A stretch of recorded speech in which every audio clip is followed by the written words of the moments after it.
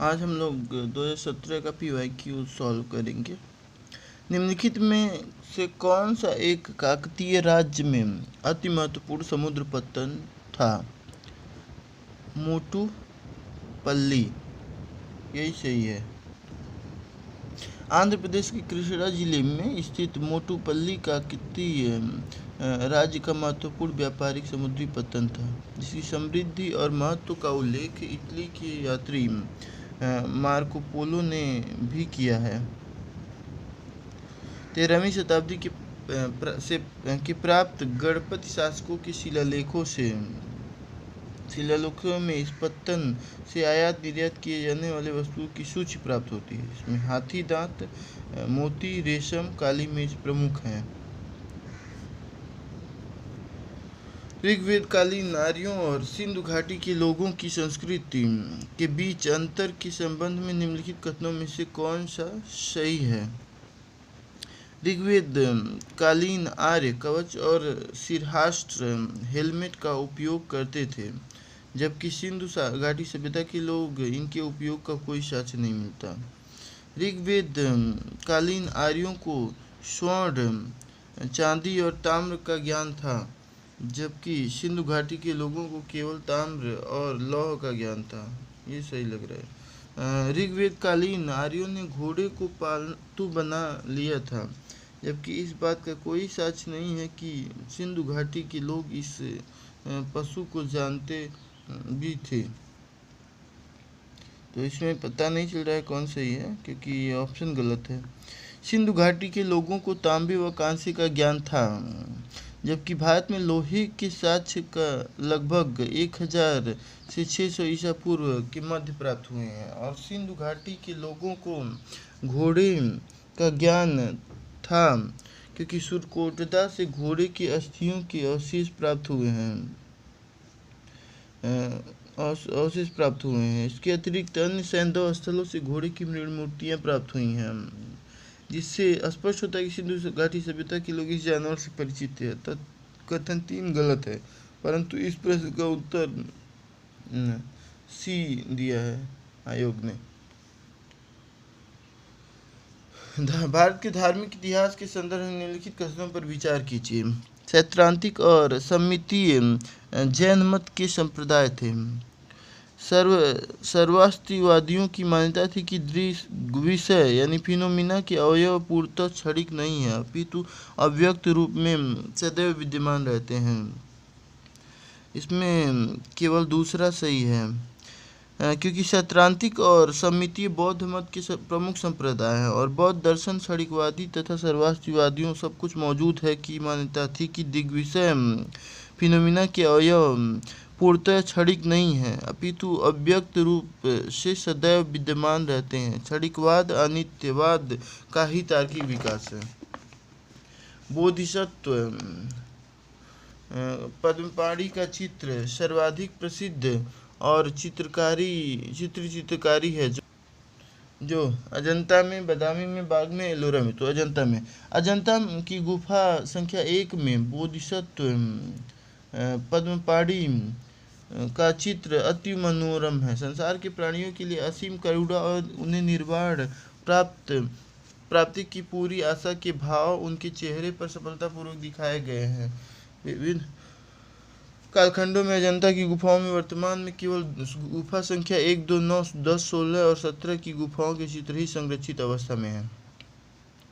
निम्नलिखित में से कौन सा सूर्य मंदिरों के लिए विख्यात है? असरवल्ली, अमरकंटक, ओमकारेश्वर। तो असरवल्ली जो है सूर्य मंदिर के लिए विख्यात है, केवल असरवल्ली। आंध्र प्रदेश के असरवल्ली में कलिंग नरेश देवेंद्र वर्मा 7वीं सदी से निर्मित प्रसिद्ध सूर्य मंदिर अवस्थित है, जबकि मध्य प्रदेश के खंडवा जिले में नर्मदा नदी में स्थित ओमकारेश्वर मंदिर भगवान शिव के 12 ज्योतिर्लिंगों में से शामिल है। मध्य प्रदेश में अनूपपुर जिले में स्थित है। अमरकंटक नर्मदा और सोन नदियों का उद्गम है। यहाँ शिव का प्रसिद्ध जलेश्वर मंदिर महादेव मंदिर अवस्थित है। निम्नलिखित में से कौन ब्रिटिश शासन के दौरान भारत में रैयतवाड़ी बंदोबस्त के प्रारंभ किए जाने से संबद्ध था? सी यानी कि दूसरा और तीसरा, एलेक्जेंडर रीड और थॉमस मुनरो रैयतवाड़ी के प्रारंभ में संबद्ध थे। थॉमस मुनरो और एलेक्जेंडर रीड। रैयतवाड़ी व्यवस्था के जन्मदाता थॉमस मुनरो और कैप्टन रीड को ही माना जाता है। इसे सर्वप्रथम वर्ष 1792 में तमिलनाडु में बारामहल जिले में लागू किया गया था। इस व्यवस्था के अंतर्गत भू क्षेत्र के 51% हिस्सा जैसे मद्रास, पूर्वी बंगाल, असम, बम्बई के कुछ भाग पूर्व में शामिल था। इस व्यवस्था के अंतर्गत रैयतों को भूमि का मालिकाना और कब्जादारी अधिकार प्रदान किया गया था।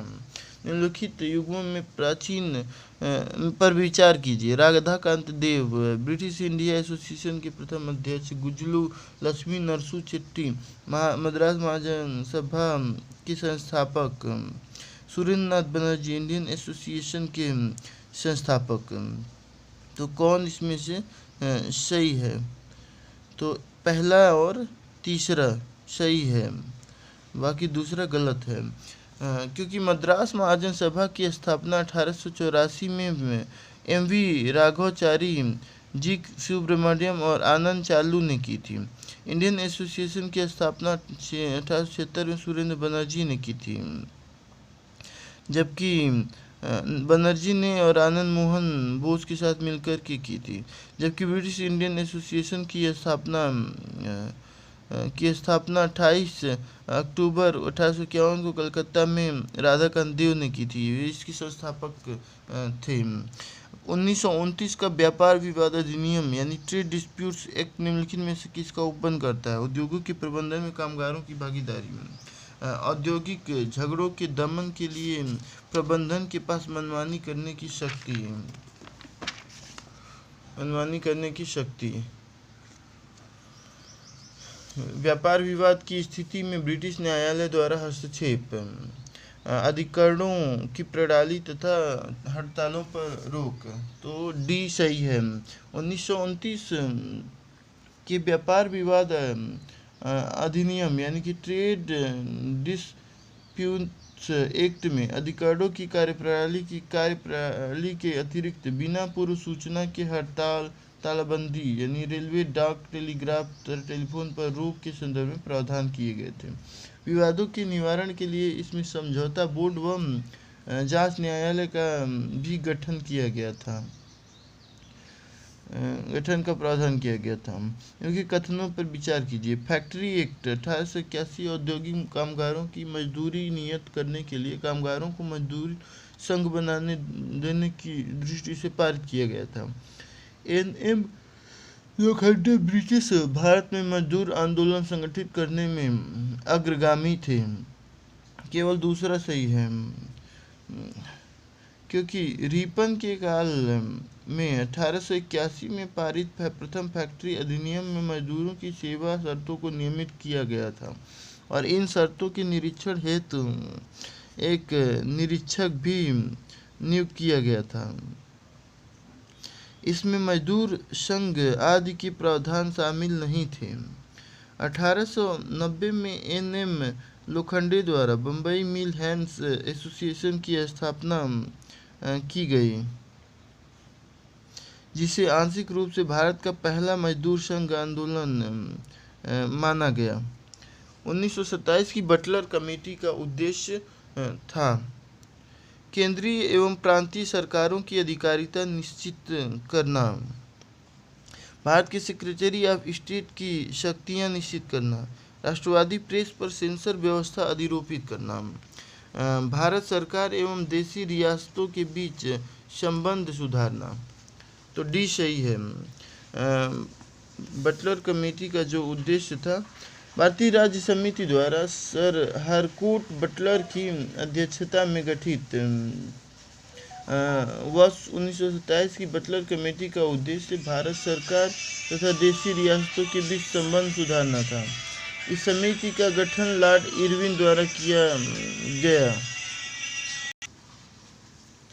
भारतीय स्वतंत्रता संघर्ष के संबंध में निम्नलिखित घटनाओं पर विचार कीजिए। रॉयल इंडियन नेवी में गदर, भारत छोड़ो आंदोलन का प्रारंभ, द्वितीय गोलमेज सम्मेलन। तो क्या सही है? सी सही है। पहले द्वितीय गोलमेज सम्मेलन हुआ, उसके बाद फिर रॉयल इंडियन नेवी गदर, फिर भारत छोड़ो आंदोलन से लास्ट में। तो 7 सितंबर 1931 से 1 दिसंबर 31 तक आयोजित हुआ द्वितीय गोलमेज सम्मेलन लंदन में 1931 तक आयोजित हुआ। सम्मेलन में कांग्रेस के एकमात्र प्रतिनिधि के रूप में गांधी जी सम्मिलित हुए थे। भारत छोड़ो आंदोलन का प्रस्ताव जो है 8 अगस्त 1942 को संशोधित किया गया था। 9 अगस्त 1942 को प्रारंभ हुआ था। करो मरो गांधी जी ने नारा दिया था। रॉयल इंडियन नेवी विद्रोह 18 फरवरी 1846 को हुआ था। इसमें SMIS तलवार के सैनिकों एवं अधिकारियों ने सेवा शर्तों को लेकर विद्रोह किया था। भौतिक संरचना, अपवाह तंत्र, मानव भूगोल। निम्नलिखित में से कौन सा भौगोलिक रूप से ग्रेट निकोबार के सबसे निकट है? सुमात्रा। भौगोलिक रूप से ग्रेट निकोबार के सबसे निकट जो है सुमात्रा है। 6 डिग्री चैनल ग्रेट निकोबार को सुमात्रा से अलग करती है। इंडोनेशिया का यह द्वीप ग्रेट निकोबार से मात्र 145 किमी की दूरी पर स्थित है। मलय द्वीप समूह के ठीक पश्चिम में स्थित सुमात्रा मलय द्वीप समूहों में सबसे बड़ा, जबकि यह दुनिया का 6ठा सबसे बड़ा द्वीप है। निम्नलिखित कथनों पर विचार कीजिए। भारत में हिमालय केवल 5 राज्यों में फैला हुआ है।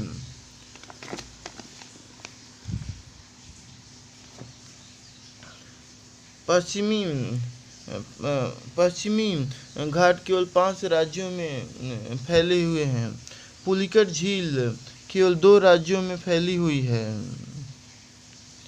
तो केवल तीसरा सही है। पुलिकट झील केवल 2 राज्यों में फैली हुई है, क्योंकि पुलिकट झील 2 राज्यों तमिलनाडु और आंध्र प्रदेश में विस्तृत है। भारत में हिमालय का विस्तार 5 से अधिक राज्यों में है, जैसे लद्दाख, जम्मू कश्मीर, हिमाचल प्रदेश, उत्तराखंड, मेघालय, नागालैंड, मणिपुर, मिजोरम, त्रिपुरा तथा पश्चिमी घाट जो है 6 राज्यों में विस्तृत है। गुजरात, महाराष्ट्र, गोवा, कर्नाटक, तमिलनाडु और केरल। भारत में एक ऐसा स्थान है जहां यदि आप समुद्र किनारे खड़े होकर समुद्र का अवलोकन करें तो आप पाएंगे कि दिन में 2 बार समुद्री जल तटीय रेखा से कुछ किलोमीटर पीछे की ओर चला जाता है और फिर तट पर वापस आता है। और जब जल पीछे हटा होता है तब आप वास्तव में समुद्र तल पर चल सकते हैं। यह अनूठी घटना कहाँ देखी जाती है? चांदीपुर में। प्रयुक्त घटना उड़ीसा के चांदीपुर में जो है समुद्र तट पर ज्वारभाटा के कारण घटित होती है। तीस्ता नदी के संदर्भ में कथनों पर विचार कीजिए। तीस्ता नदी का उद्गम वही है जो ब्रह्मपुत्र का है, लेकिन यह सिक्किम से होकर चलती है। रंगीत नदी की उत्पत्ति सिक्किम में होती है और यह तीस्ता नदी की एक सहायक नदी है। तीस्ता नदी भारत एवं बांग्लादेश की सीमा पर बंगाल की खाड़ी में जा मिलती है। केवल दूसरा वाला सही है।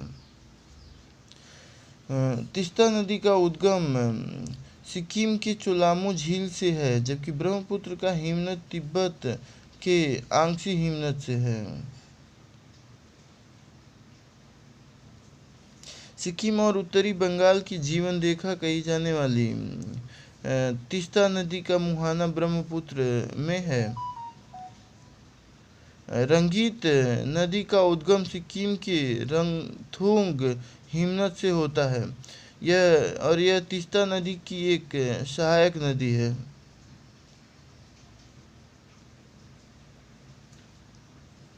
भारतीय मानसून का पूर्वानुमान करते समय कभी कभी समाचारों में उल्लिखित इंडियन ओशन डाइपोल के संदर्भ में निम्नलिखित कथनों पर विचार कीजिए। आईओडी इंडियन ओशन डाइपोल परिघटना उष्णकटिबंधीय पश्चिमी हिंद महासागर एवं उष्णकटिबंधीय पूर्वी प्रशांत महासागर के बीच सागर पृष्ठ तापमान के अंतर से विशेषित होता है। आईओडी परिघटना मानसून पर एल नीनो के असर को प्रभावित कर सकती है। तो केवल दूसरा सही है। हिंद महासागर डाइपोल यानी कि आईओडी सुर्खियों में तब आया जब भारतीय मौसम विज्ञान विभाग ने जून 2014 में जारी रिलीज में यह संभावना जताई कि इस बार एल नीनो भारतीय मौसम को 70% तक प्रभावित कर सकता है। आईओडी को भारतीय नीनो के नाम से भी जाना जाता है। भारतीय नीनो नाम से भी जाना जाता है।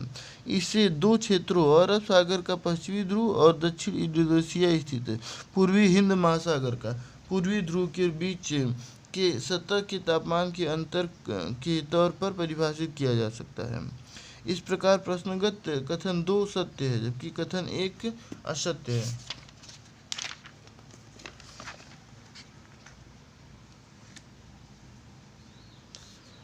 यदि आप कोहिमा से कोट्टयम की यात्रा सड़क मार्ग से करते हैं तो आपको मूल स्थान और गंतव्य स्थान को मिलाकर भारत के अंदर कम से कम कितने राज्यों से होकर गुजरना पड़ेगा? 7 राज्यों से।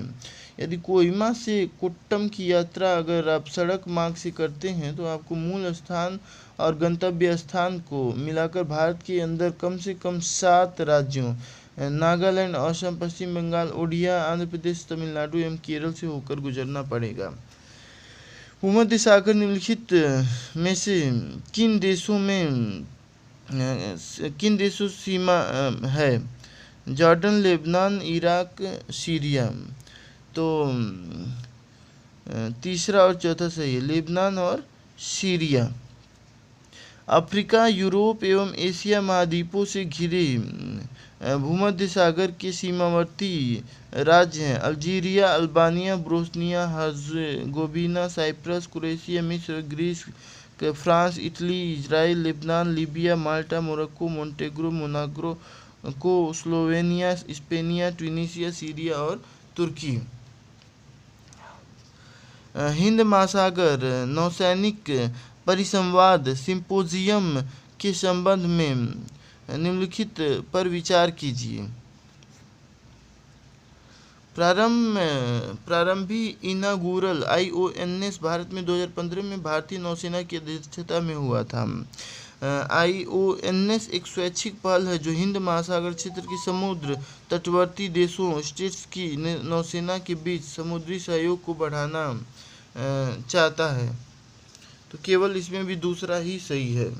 हिंद महासागर नौसैनिक परिसंवाद का प्रारंभ फरवरी 2008 में भारत की अध्यक्षता में दिल्ली में जो है हुआ। यह मुख्यतः एक स्वैच्छिक पहल है जिसका प्रायोजन क्षेत्रीय दृष्टि से प्रासंगिक समुद्री मुद्दों पर विचार विमर्श का एक समावेशी एवं खुला मंच उपलब्ध कराना है। निम्नलिखित में से कौन सी एक भारतीय संघ राज्य पद्धति की विशेषता नहीं है? तो डी, यह संघबद्ध होने वाली इकाइयों के बीच एक सहमति का परिणाम है। संविधान की सर्वोच्चता, स्वतंत्र न्यायपालिका शक्तियों का विभाजन, राज्यसभा में असमान प्रतिनिधित्व, द्विसदनीय विधायिका, कठोर व लिखित संविधान आदि भारतीय संघ राज्य पद्धति की विशेषताओं में शामिल है। जबकि प्रसंग कथन डी असत्य है क्योंकि भारतीय संघ की स्थापना संबद्ध होने वाली इकाइयों के बीच किसी सहमति द्वारा नहीं हुई थी। भारतीय इतिहास के संबंध में द्वैध शासन यानी द्विआर्की सिद्धांत किसे निर्दिष्ट करता है? केंद्रीय विधानमंडल का 2 सदनों में विभाजन, 2 सरकारों अर्थात केंद्रीय और राज्य सरकारों का शुरू किया जाना, 2 शासक समुच्चय, एक लंदन में और दूसरा दिल्ली में, प्रांतों को प्रत्यायोजित विषयों का 2 प्रवर्गों में विभाजन, यही सही है। भारतीय इतिहास के संदर्भ में द्वैध शासन सिद्धांत प्रांतों को प्रत्यायोजित विषयों को दो प्रवर्गों में विभाजन। भारत में द्वैत शासन का सर्वप्रथम मॉन्टेगू चेम्सफोर्ड सुधार अधिनियम 1919 द्वारा लागू किया गया। इस विधेयक के तहत प्रांतों को दो विषयों को दो भागों में बांट दिया गया, एक आरक्षित दूसरा हस्तांतरित विषय। 1935 के अधिनियम द्वारा प्रांतों में द्वैत शासन समाप्त कर केंद्र में द्वैत शासन लागू कर दिया गया। निम्नलिखित उद्देश्यों में से कौन सा एक भारत के संविधान की उद्देशिका में सन्निविष्ट नहीं है? विचार की स्वतंत्रता, आर्थिक स्वतंत्रता, यही सही है। भारत के संविधान की उद्देशिका में नागरिकों को विचार, अभिव्यक्ति, विश्वास, धर्म और उपासना की स्वतंत्रता प्रदान करने के अतिरिक्त सामाजिक, आर्थिक और राजनीतिक न्याय को सुनिश्चित करने का प्रावधान किया गया है। उल्लेखनीय है कि भारत संविधान की उद्देशिका अथवा प्रस्तावना का आधार पंडित जवाहरलाल नेहरू द्वारा प्रस्तुत उद्देश्य प्रस्ताव है, जिसे उन्होंने 13 दिसंबर 1946 को संविधान निर्मात्री सभा में प्रस्तुत किया था। भारत के संविधान के निर्माताओं का मत निम्नलिखित में से किसमें प्रतिबिंबित होता है? उद्देशिका में भारत के संविधान के निर्माताओं का मत संविधान की उद्देशिका अथवा प्रस्तावना में प्रतिबिंबित होता है। उल्लेखनीय है कि संविधान की उद्देशिका का आधार पंडित जवाहरलाल नेहरू के उद्देश्य प्रस्ताव है, जिसे 13 दिसंबर 1946 को संविधान निर्मात्री सभा के समक्ष प्रस्तुत किया गया था। यह उद्देश्य प्रस्ताव संविधान सभा द्वारा 22 जनवरी 1947 को पारित किया गया था।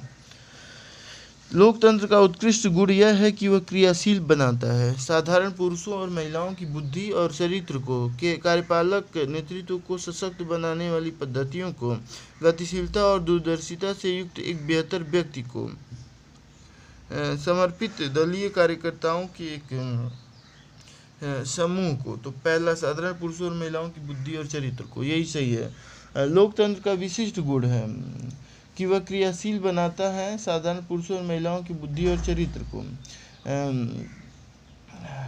उल्लेखनीय है कि केवल विशिष्ट प्रकार की शासन प्रणाली ही नहीं अपितु एक विशेष प्रकार के राजनीतिक संगठन, सामाजिक संगठन, आर्थिक व्यवस्था तथा एक नैतिक एवं मानसिक भावना का नाम भी है। लोकतंत्र जीवन का समग्र दर्शन है, जिसकी व्यापक परिधि में मानव के सभी पहलू समाहित हैं। भारत में मताधिकार और निर्वाचित होने का अधिकार क्या है? मूल अधिकार है, नैसर्गिक अधिकार है, संवैधानिक अधिकार, विधिक अधिकार है। तो संवैधानिक अधिकार है। भारत में मताधिकार और निर्वाचित होने का अधिकार संवैधानिक अधिकार है। अनुच्छेद 326 के अनुसार लोकसभा और राज्य की विधानसभाओं के लिए चुनाव वयस्क मताधिकार पर किया जाना तय किया गया है। मताधिकार चुनावी प्रक्रिया की रणनीति के साथ प्रत्येक नागरिक या देश के उम्मीदवारों को जो संसद का उनका प्रतिनिधित्व करने के लिए चुने जाते हैं का विवरण सुनिश्चित रूप से प्राप्त करने का अधिकार प्रदान करता है। अतः भारत में मताधिकार और निर्वाचित होने का अधिकार एक संवैधानिक अधिकार है। भारत के संविधान में शोषण के विरुद्ध अधिकार द्वारा निम्नलिखित में से कौन सा परिकल्पित है? मानव देह व्यापार और बंधुआ मजदूरी का निषेध, राइट। अस्पृश्यता का उन्मूलन, गलत है। अल्पसंख्यकों के हितों की सुरक्षा, ये सही है। कारखानों और खदानों में बच्चों के नियोजन का निषेध, दूसरा छोड़ के बाकी सब सही हो सकता है। दूसरा छोड़ के तो सी सही है, केवल पहला और चौथा सही है। भारत के संविधान में शोषण के विरुद्ध अधिकारों में अनुच्छेद 23 के तहत मानव के व्यापार और श्रम का निषेध है। अनुच्छेद 24 के तहत कारखानों आदि में बच्चों के नियोजन का निषेध है, यही सत्य है। समाज में समानता के होने का एक निहितार्थ यह है कि उसमें विशेषाधिकारों का अभाव, अवरोधों का अभाव, प्रतिस्पर्धा का अभाव, विचारधारा का अभाव है। विचारधारा का अभाव है, विशेषाधिकारों का अभाव है, यही सत्य है। सामाजिक समानता किसी समाज की वह अवस्था है जिसके अंतर्गत उस समाज के सभी व्यक्तियों को सामाजिक आधार, रंग, नस्ल, जाति पर समान महत्व प्राप्त हो। इसका मूल निहितार्थ है कि समाज में विशेष अधिकारों का अधिकार का अभाव है, अतः सभी को समान अधिकार प्राप्त हैं। समानता की यह अवधारणा मानकीय राजनीतिक सिद्धांत के मर्म में निहित है। यह एक ऐसा विचार है जिसके आधार पर करोड़ों करोड़ों लोग सदियों से निरंकुश शासक, अन्यायपूर्ण समाज व्यवस्थाओं और अलोकतांत्रिक हुकूमतों या नीतियों के खिलाफ संघर्ष करते रहे और करते रहेंगे। इस लिहाज से समानता को अस्थायी और सार्वभौम अवधारणाओं की श्रेणी में रखा जा सकता है। निम्नलिखित कथनों में से कौन सा एक सही है? अधिकार नागरिकों के विरुद्ध राज्य के दावे हैं, ये गलत है। अधिकार वे विशेष अधिकार हैं जो किसी राज्य के संविधान में समाविष्ट हैं। अधिकार राज्य के विरुद्ध नागरिकों के दावे, ये सत्य है। सी, अधिकार किसी वस्तु को प्राप्त करने या किसी कार्य को संपादित करने के लिए उपलब्ध कराया गया किसी व्यक्ति की कानून सम्मत या संविदा सम्मत सुविधा दावा का विशेष अधिकार है। अधिकार राज्य के विरुद्ध नागरिकों के दावे होते हैं। प्रत्येक देश के लिखित अथवा अलिखित संविधान में नागरिकों के अधिकारों को मान्यता दी गई है। भारत का संविधान हर नागरिकों को कुछ मूल अधिकार देता है, उसे सरकार के मनमाने और अन्यायपूर्ण कार्यों के खिलाफ संरक्षण देता है और उसके लिए गरिमापूर्ण जीवन की परिस्थितियां बनाता है। इनकी कथनों में से कौन सा भारतीय नागरिक के मूल कर्तव्य के विषय में सही है? मूल कर्तव्यों के विषय में सही है। इन कर्तव्यों को प्रवर्तित करने के लिए एक विधायी प्रक्रिया दी गई। वे विधिक कर्तव्यों के साथ परस्पर संबंधित हैं। इसमें से कौन सा सही है? विधिक कर्तव्यों के साथ परस्पर संबंधित हैं, तो न तो एक सही है न तो दो सही है। स्वर्ण सिंह समिति की अनुशंसा पर 42वें संविधान संशोधन अधिनियम 1976 में संविधान के भाग 4 को में नागरिकों हेतु 10 मूल कर्तव्य जोड़े गए। फिर 86वां संविधान संशोधन द्वारा 2002 में एक मूल कर्तव्य और जोड़ा गया। अब कुल मिला के 11 कर्तव्यों का समावेश है। नागरिकों इन कर्तव्यों का पालन करने के लिए संविधान द्वारा नैतिक रूप से बाध्य हैं। हालांकि निर्देशक सिद्धांतों की तरह ये न्यायोचित नहीं है और न ही इनको प्रवर्तित कराने हेतु कोई विधिक प्रक्रिया वर्णित है, किंतु सर्वोच्च न्यायालय द्वारा समय समय पर एक नागरिक को अपने कर्तव्य के उचित पालन के लिए प्रभावी और सक्षम बनाने हेतु प्रावधान करने की दृष्टि से राज्य को इस संबंध में निर्देश जारी किए गए हैं। इस प्रकार प्रश्नगत दोनों कथन असत्य हैं। भारत के संदर्भ में निम्नलिखित में से कौन सा अधिकारों और कर्तव्यों के बीच सही संबंध है? अधिकार कर्तव्यों के साथ संबंधित हैं। अधिकार व्यक्तिगत हैं अतः समाज और कर्तव्यों से स्वतंत्र हैं। पहला ही सही है। अधिकार कर्तव्यों के साथ सह संबंधित होते हैं। अधिकार वे सामाजिक परिस्थितियां तथा अवसर हैं जो मनुष्य के व्यक्तित्व के उच्चतम विकास के लिए आवश्यक होते हैं, जबकि कर्तव्य का तात्पर्य उन कार्यों से होता है जिन्हें करने के लिए व्यक्ति के नैतिक रूप से प्रतिबद्ध होता है। वस्तुतः अधिकार और कर्तव्य एक ही सिक्के के दो पहलू हैं। जब हम कहते हैं कि अमुक व्यक्ति का अमुक वस्तु पर अधिकार है, तब इसका आशय यह भी होता है कि यह अन्य व्यक्तियों का कर्तव्य है कि उस वस्तु पर अपना अधिकार न समझकर उस पर उस वस्तु का ही अधिकार समझे। इस प्रकार अधिकार कर्तव्यों के साथ सहसंबंधित है। निम्नलिखित कथनों पर विचार कीजिए। भारत के संविधान के संदर्भ में राज्य की नीति के निदेशक तत्व विधायिका की कृतियों पर निर्बंधन करते हैं, कार्यपालिका के कृतियों पर निर्बंधन करते हैं। उपर्युक्त में से कौन सा कथन सही है? तो न तो एक सही है, न तो डी सही है, दो सही है। संविधान के भाग 4 जो है अनुच्छेद 36 से 51 में वर्णित नीति निदेशक तत्व शासन व्यवस्था के मूल अधिकार हैं। ये तत्व हमारे संविधान की प्रतिज्ञाओं और आकांक्षाओं की वाणी प्रदान करते हैं। नीति निर्देशक सिद्धांत कार्यपालिका और व्यवस्थापिका को दिए गए ऐसे निर्देश हैं जिन्हें लागू करना राज्य का कर्तव्य है। यह सिद्धांत किसी न्यायालय में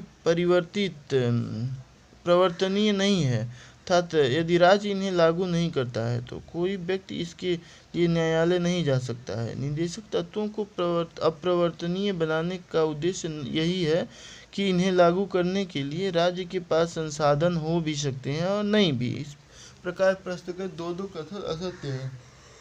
संसदीय स्वरूप के शासन का प्रमुख लाभ यह है कि कार्यपालिका और विधानमंडल दोनों स्वतंत्र रूप से कार्य करते हैं। यह नीति की निरंतरता प्रदान करता है और यह अधिक दक्ष है। कार्यपालिका विधानमंडल के प्रति उत्तरदायी बना रहता है। सरकार के अध्यक्ष को निर्वाचन के बिना नहीं बदला जा सकता है। तो सी सही है, कार्यपालिका विधानमंडल के प्रति उत्तरदायी बना रहता है। संसदीय स्वरूप के शासन का प्रमुख लाभ यह है कि कार्यपालिका विधानमंडल के प्रति उत्तरदायी रहता है। उल्लेखनीय कि संसदीय प्रणाली लोकतांत्रिक शासन की वह प्रणाली है जिसमें कार्यपालिका अपनी लोकतांत्रिक वैधता विधायिका अर्थात संसद से प्राप्त करती है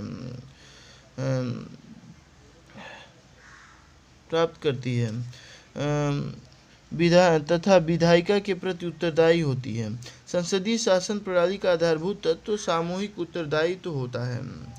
निम्नलिखित कथनों पर विचार कीजिए। लोकसभा अथवा राज्य की विधानसभा निर्वाचन में जीतने वाले उम्मीदवार को निर्वाचित घोषित किए जाने के लिए किए गए मतदान का कम से कम 50% पाना अनिवार्य है। भारत के संविधान में अधिकथित उपपदों के अनुसार लोकसभा में अध्यक्ष का पद बहुमत वाले दल को जाता है तथा उपाध्यक्ष का पद विपक्ष को जाता है। इसमें न तो एक सही है, न तो दो सही है। लोकसभा अथवा राज्यसभा की विधानसभा के निर्वाचन में सर्वाधिक मत प्राप्त करने वाले व्यक्ति विजयी घोषित होते हैं। 50% मत प्राप्त करने की कोई बाध्यता नहीं है। संविधान के अनुच्छेद 93 के प्रावधानों के अधीन लोकसभा का अध्यक्ष और उपाध्यक्ष का चुनाव किया जाता है। प्रायः अध्यक्ष का पद सत्ताधारी दल के पक्ष में रहता है, जबकि उपाध्यक्ष का पद विपक्ष को प्रदान किया जाता है। यह केवल एक परंपरा मात्र है। इसके लिए संविधान में प्रावधान का उल्लेख नहीं है। किसी राज्य में राष्ट्रपति शासन की उद्घोषणा के निम्नलिखित में से कौन से परिणामों का होना आवश्यक नहीं है? राज्य विधानसभा का विघटन, राज्य के मंत्रिपरिषद का हटाया जाना, स्थानीय निकायों का विघटन। ये तीसरा जो है, तो इसमें पहला और तीसरा जरूरी नहीं है। राष्ट्रपति शासन अनुच्छेद 356 के तहत 2 आधारों पर घोषित किया जा सकता है। अनुच्छेद 56 में ही वर्णित है और अनुच्छेद 65 में। अनुच्छेद 356 राज्य सरकार संविधान के प्रावधान के अनुसार नहीं चल रही है। अनुच्छेद 365 यदि कोई राज्य केंद्र द्वारा दिए गए निर्देशों का पालन करने में तथा इसे प्रभावी करने में असफल होता है, अधिकतम 3 वर्ष के लिए नागरिकों के मूल अधिकार पर प्रभाव पड़ता है, राज्य की कार्यपालिका बर्खास्त हो जाती है, राज्य की मंत्रिपरिषद को हटाया जाना। अतः उपर्युक्त व्याख्या से स्पष्ट है कि राज्य विधानसभा का विघटन तथा स्थानीय निकाय का विघटन राष्ट्रपति शासन का परिणाम नहीं है। इसलिए विकल्प बी सही होगा।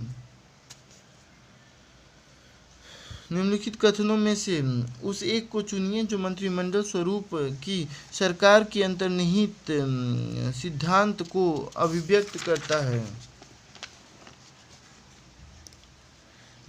ऐसी सरकार के विरुद्ध आलोचना को कम से कम करने की व्यवस्था, जिसके उत्तरदायित्व जटिल हैं और उन्हें सभी के संतोष के लिए निष्पादित करना कठिन है। ऐसी सरकार के कामकाज में तेजी लाने की क्रियाविधि जिसके उत्तरदायित्व दिन प्रतिदिन बढ़ते जा रहे हैं। सरकार के जनता के प्रति सामूहिक उत्तरदायित्व को सुनिश्चित करने के लिए संसदीय लोकतंत्र की एक क्रियाविधि उस शासनाध्यक्ष के हाथों को मजबूत करने का एक साधन जिसका जनता पर नियंत्रण ह्रासोन्मुख दशा में है। तो सी सही है। सरकार की जनता के प्रति सामूहिक उत्तरदायित्व को सुनिश्चित करने के लिए संसदीय लोकतंत्र की क्रियाविधि। सरकार का जनता के प्रति सामूहिक उत्तरदायित्व को सुनिश्चित करने के लिए संसदीय लोकतंत्र की एक क्रियाविधि के रूप में मंत्रिमंडलीय स्वरूप की सरकार के अंतर्निहित सिद्धांत को अभिव्यक्त किया जाता है। संसदीय शासन प्रणाली को मंत्रिमंडलीय अथवा उत्तरदायी शासन प्रणाली भी कहा जाता है। लोकसभा के निर्वाचन के लिए नामांकन पत्र भारत में निवास करने वाले किसी भी व्यक्ति का दाखिल किया जा सकता है। जिस निर्वाचन क्षेत्र में निर्वाचन लड़ा जाना है वहाँ के किसी निवासी द्वारा दाखिल किया जा सकता है। ये तो एकदम सही नहीं है। भारत के किसी नागरिक द्वारा जिसका नाम निर्वाचन क्षेत्र की मतदाता सूची में है दाखिला किया जा सकता है। भारत के किसी भी नागरिक द्वारा दाखिल किया जा सकता है। तो सी सही है। लोकसभा के निर्वाचन के लिए नामांकन पत्र भारत के किसी नागरिक द्वारा जिसका नाम निर्वाचन में मतदाता सूची में दाखिल किया जा सकता है। अधिनियम 1951 को वर्ष 2003 में संशोधित कर ऐसी बाध्यता को समाप्त कर दिया गया। भारत की संसद के संदर्भ में कदमों पर विचार कीजिए। गैर सरकारी विधेयक ऐसा विधेयक है जो संसद के ऐसे सदस्य द्वारा प्रस्तुत किया जाता है जो निर्वाचित नहीं है किंतु भारत के राष्ट्रपति द्वारा नाम निर्दिष्ट है। हाल ही में भारत की संसद के इतिहास में पहली बार एक गैर सरकारी विधेयक पारित किया गया। तो न तो एक सही है न तो दो सही है। संसद में पेश किए जाने वाले विधेयक दो प्रकार के होते हैं, एक सरकारी विधेयक एक गैर सरकारी विधेयक। तो सरकारी विधेयक मंत्रिमंडल के सदस्यों द्वारा किया जाता है जबकि गैर सरकारी विधेयक अन्य सदस्यों द्वारा किया जाता है जो मंत्रिपरिषद के सदस्य नहीं होते हैं। लोगों के प्रतिनिधियों को लोक महत्व के विभिन्न मामलों पर अपने विचार व्यक्त करने के अवसर प्रदान करने और सरकार को कार्यक्रम एवं नीतियों के निर्माण के लिए राजी करने की दृष्टि से संसद के नियमों एवं प्रतिक्रियाओं में गैर सरकारी सदस्यों द्वारा भी विधान की शुरुआत करने का प्रावधान किया गया है। भारतीय संसद के इतिहास में पिछले 7 दशकों में केवल 14 गैर सरकारी विधेयक पारित हो सके हैं, जिसमें मुस्लिम वक्फ विधेयक 1952 पहला गैर सरकारी विधेयक है जो वर्ष 1954 में पारित किया गया, जबकि 14वां विधेयक उच्चतम न्यायालय आपराधिक अपीलीय क्षेत्राधिकार विस्तार विधेयक 1968 है जो 1970 में पारित किया गया। भारत की संसद किसके या किनके द्वारा मंत्रिपरिषद की कृतियों के ऊपर नियंत्रण रखती है? स्थगन प्रस्ताव, प्रश्नकाल, अनुपूरक प्रश्न। तो तीनों। भारत की संसद मंत्रिपरिषद के कृत्यों के ऊपर प्रश्नकाल, स्थगन प्रस्ताव तथा अनुपूरक प्रश्न आदि के माध्यम से नियंत्रण करती है। मौखिक उत्तरों से असंतुष्ट होने पर जो प्रश्न सदस्यों द्वारा पूछे जाते हैं उन्हें पूरक प्रश्न कहा जाता है। प्रश्नकाल दोनों सदनों की बैठकों का पहला घंटा होता है, जबकि स्थगन प्रस्ताव अथवा काम रोको प्रस्ताव का उद्देश्य यह होता है कि वर्तमान संसदीय प्रक्रिया को रोककर अविलंबनीय लोक महत्व के मुद्दे पर चर्चा की जाए। भारत में न्यायिक पुनरीक्षण का अर्थ है विधियों और कार्यपालिक आदेशों की संवैधानिकता के विषय में प्रख्यापन करने का न्यायपालिका का अधिकार। विधानमंडलों द्वारा निर्मित विधियों के प्रज्ञान को प्रश्नगत करने का न्यायपालिका का अधिकार। न्यायपालिका का सभी विधायी अधिनियमों के राष्ट्रपति द्वारा उन पर सहमति प्रदान किए जाने के पूर्व पुनरीक्षण का अधिकार। न्यायपालिका का समान या भिन्न वादों में पूर्व में दिए गए स्वयं के निर्णयों के पुनरीक्षण का अधिकार। तो पहला वाला ही सही है। भारत में न्यायिक पुनरीक्षण का अर्थ है विधियों और कार्यपालिका आदेशों की संवैधानिकता के विषय में प्रख्यापन करने का न्यायपालिका का अधिकार। निर्मित विधियों को सर्वोच्च न्यायालय द्वारा अधिकारातीत पाए जाने पर उन्हें अवैध, असंवैधानिकता तथा शून्य घोषित कर दिया जाता है, जिस स्तर पर वह संविधान का उल्लंघन करता है। निम्नलिखित कथनों पर विचार कीजिए। भारत का निर्वाचन आयोग 5 सदस्यीय निकाय है। संघ का गृह मंत्रालय आम चुनाव और उपचुनाव दोनों के लिए चुनाव कार्यक्रम तय करता है। निर्वाचन आयोग मान्यता प्राप्त राजनीतिक दलों की विभाजन विलय से संबंधित विवाद निपटाता है। तो केवल जो है तीसरा सही है। भारत का निर्वाचन आयोग 3 सदस्यीय आयोग होता है। 93 में 3 सदस्य किया गया, जिसमें एक मुख्य निर्वाचन आयुक्त तथा 2 अन्य निर्वाचन आयुक्त होते हैं। चुनाव के लिए कार्यक्रम चुनाव आयोग तय करता है, न कि गृह मंत्रालय। इसके अतिरिक्त निर्वाचन आयोग मान्यता प्राप्त राजनीतिक दलों के विभाजन विलय से संबंधित विवादों का निपटारा भी करता है। इस प्रकार प्रश्नगत 1-2 असत्य हैं, जबकि तीसरा सत्य है। 42वें संविधान की 42वें संविधान संशोधन द्वारा निम्नलिखित में से कौन सा सिद्धांत राज्य की नीति नियंत्रण तत्वों में जोड़ा गया था? पुरुष और स्त्री दोनों के लिए समान कार्य का समान वेतन, उद्योगों के प्रबंधन में कामगारों की सहभागिता, काम, शिक्षा और सार्वजनिक सहायता पाने का अधिकार, श्रमिकों के लिए निर्वाह योग्य वेतन, एक काम की मानवीय दशा सुरक्षित करना। तो बी सही है, उद्योगों के प्रबंधन में कामगारों की सहभागिता 42वें संविधान संशोधन अधिनियम द्वारा जोड़ा गया था। निःशुल्क समान न्याय और निःशुल्क विधिक सहायता, उद्योगों के प्रबंध में कामगारों का भाग लेना और पर्यावरण का संरक्षण तथा संवर्धन और वन तथा वन्य जीवों की रक्षा करना। वर्ष 1976 में पारित इस महत्वपूर्ण संविधान संशोधन को लघु संविधान कहा जाता है। स्वर्ण सिंह समिति की सिफारिशों पर संविधान में एक नया भाग 4 क सृजित कर उसमें नागरिकों के मूल कर्तव्यों को समाहित किया गया है। स्थानीय स्वशासन की सर्वोत्तम व्याख्या यह की जा सकती है कि यह एक प्रयोग है संघवाद का, लोकतांत्रिक विकेंद्रीकरण का। यही सही है। बी स्थानीय स्वशासन का तात्पर्य है कि लोकतांत्रिक विकेंद्रीकरण से है। केंद्रीकृत प्रणाली में अंतर्निहित खामियों का निवारण हेतु स्वतंत्रता के पश्चात भारत सरकार ने स्वायत्त ग्राम इकाइयों के आधार पर विकेंद्रीकृत शासन तंत्र स्थापित करने का प्रयास किया। गांधी जी ने विकेंद्रीकृत ब्रिटिश शासन प्रणाली को एक बिना आत्मा वाली मशीन कहा था। वर्ष 1958 में राष्ट्रीय विकास परिषद ने बलवंत मेहता की समिति की सिफारिशों को मानकर त्रिस्तरीय पंचायती राज संस्था का गठन को स्वीकृति प्रदान की। लक्ष्मीमल सिंघवी समिति की अनुशंसा पर वर्ष 1992 में पारित संविधान के 73वें संशोधन द्वारा स्थानीय संस्थाओं को संवैधानिक मान्यता प्रदान किए। आर्थिक नियोजन एवं राष्ट्रीय बजट। निम्नलिखित में से कौन सा भारत में 1991 में आर्थिक नीतियों के उदारीकरण के बाद घटित हुआ है? जीडीपी में कृषि का अंश बृहत रूप से बढ़ गया है। विश्व व्यापार में भारत के निर्यात का अंश बढ़ गया है। भारत की निर्यात का, हाँ ठीक, एफडीआई का अंतर्वाह बढ़ गया है।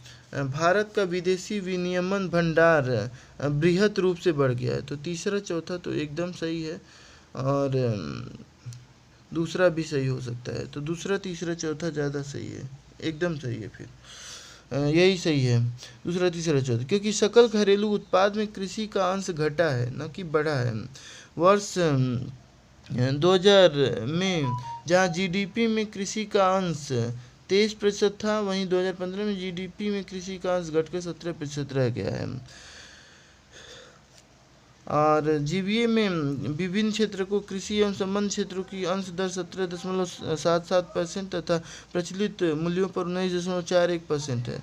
विदेशी व्यापार में वर्ष 2016-17 में 17-18 में निर्यात का अंश जो है बढ़ा है 2,76,280.3 तथा 3,02,840% है 40 है। प्रत्यक्ष विदेशी प्रत्यक्ष निवेश का अंतर प्रवाह इस प्रकार है, ये जो है बढ़ा है, देखिए 14 से लेके यहाँ तक। विद्यांजलि योजना का क्या प्रयोजन है?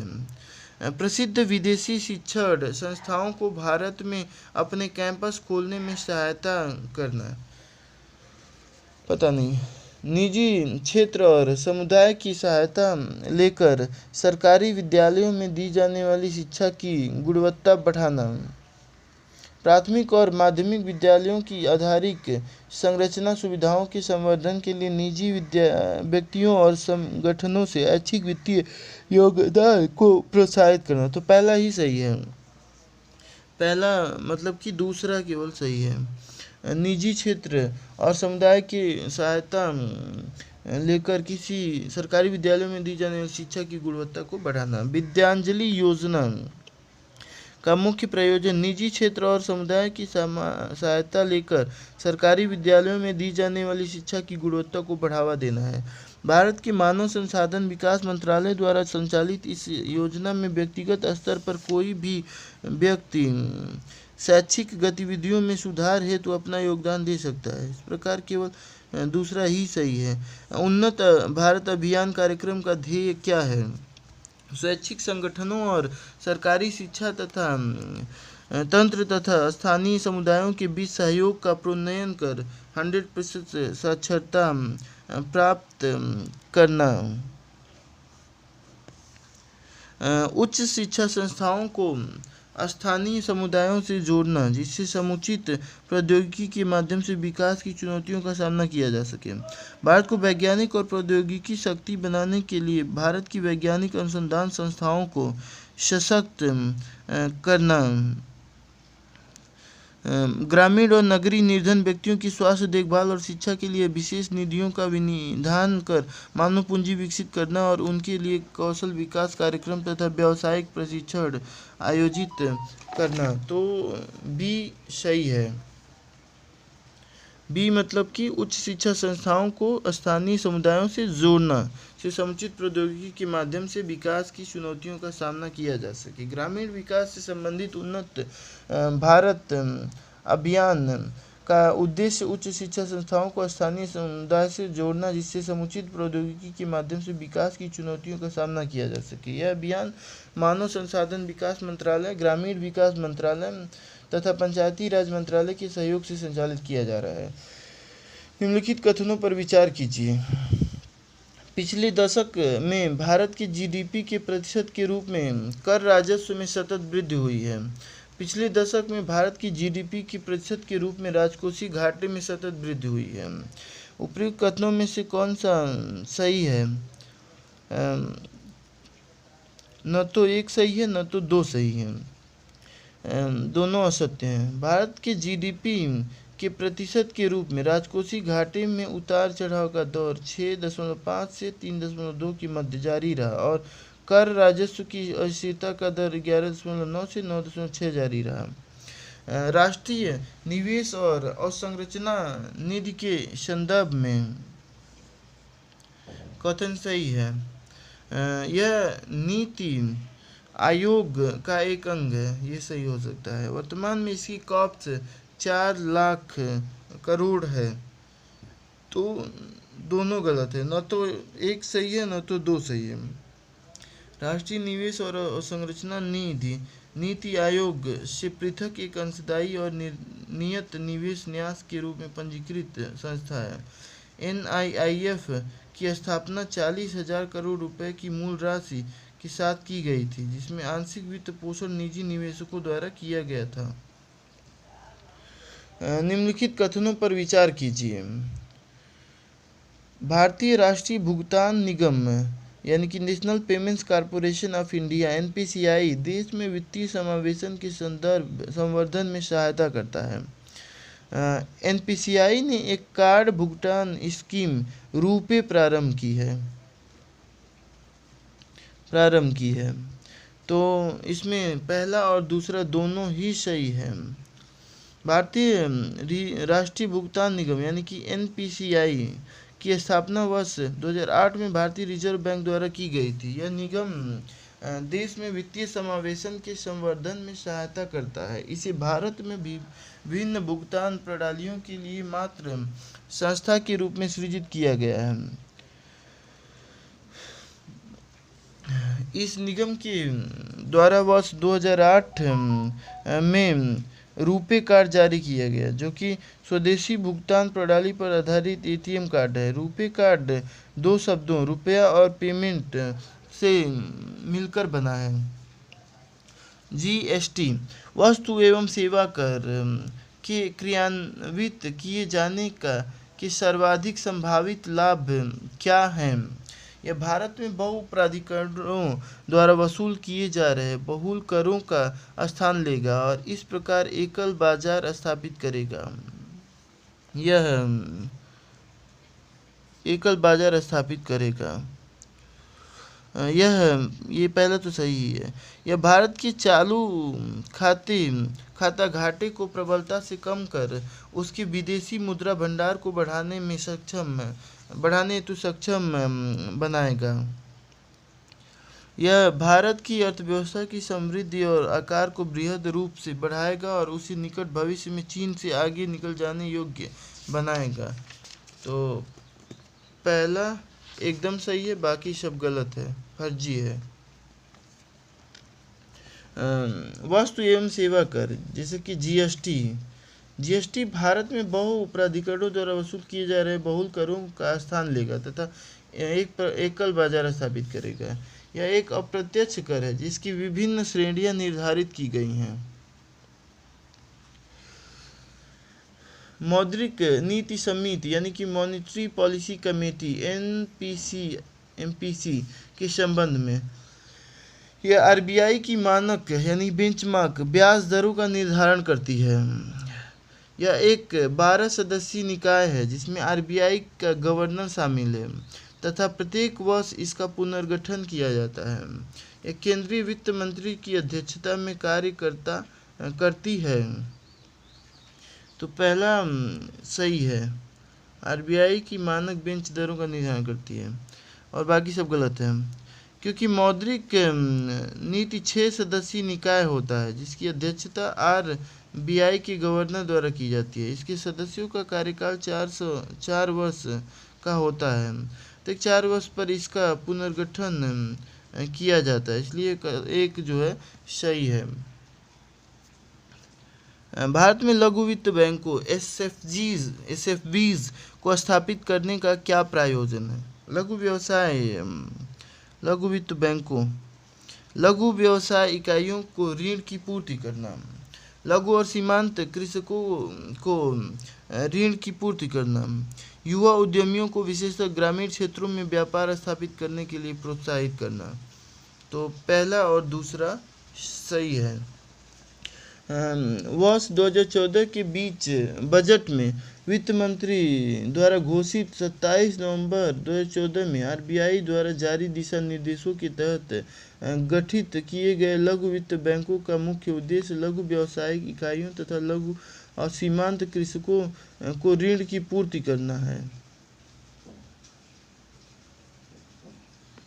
वित्तीय समावेशन के आधार को विस्तृत करना भी इन भुगतान बैंकों का प्रमुख उद्देश्य है। व्यापक आधारयुक्त व्यापार और निवेश करार यानी कि broad based trade and investment agreement BTIA कभी कभी समाचारों में भारत और निम्नलिखित में से किस एक के बीच बातचीत के संदर्भ में दिखाई पड़ता है? BTIA यूरोपीय संघ, खाड़ी सहयोग परिषद, आर्थिक सहयोग और विकास संगठन, शंघाई सहयोग संगठन। तो यूरोपीय संघ के साथ व्यापार व्यापक आधारयुक्त व्यापार और निवेश करार यानी कि broad based trade and investment agreement BTIA Bharat और यूरोपीय संघ के बीच वर्ष 2007 में लागू एक मुक्त व्यापार समझौता है। निम्नलिखित कथनों पर विचार कीजिए। भारत ने WTO के व्यापार सुकर बनाने के करार का अनुसमर्थन किया है।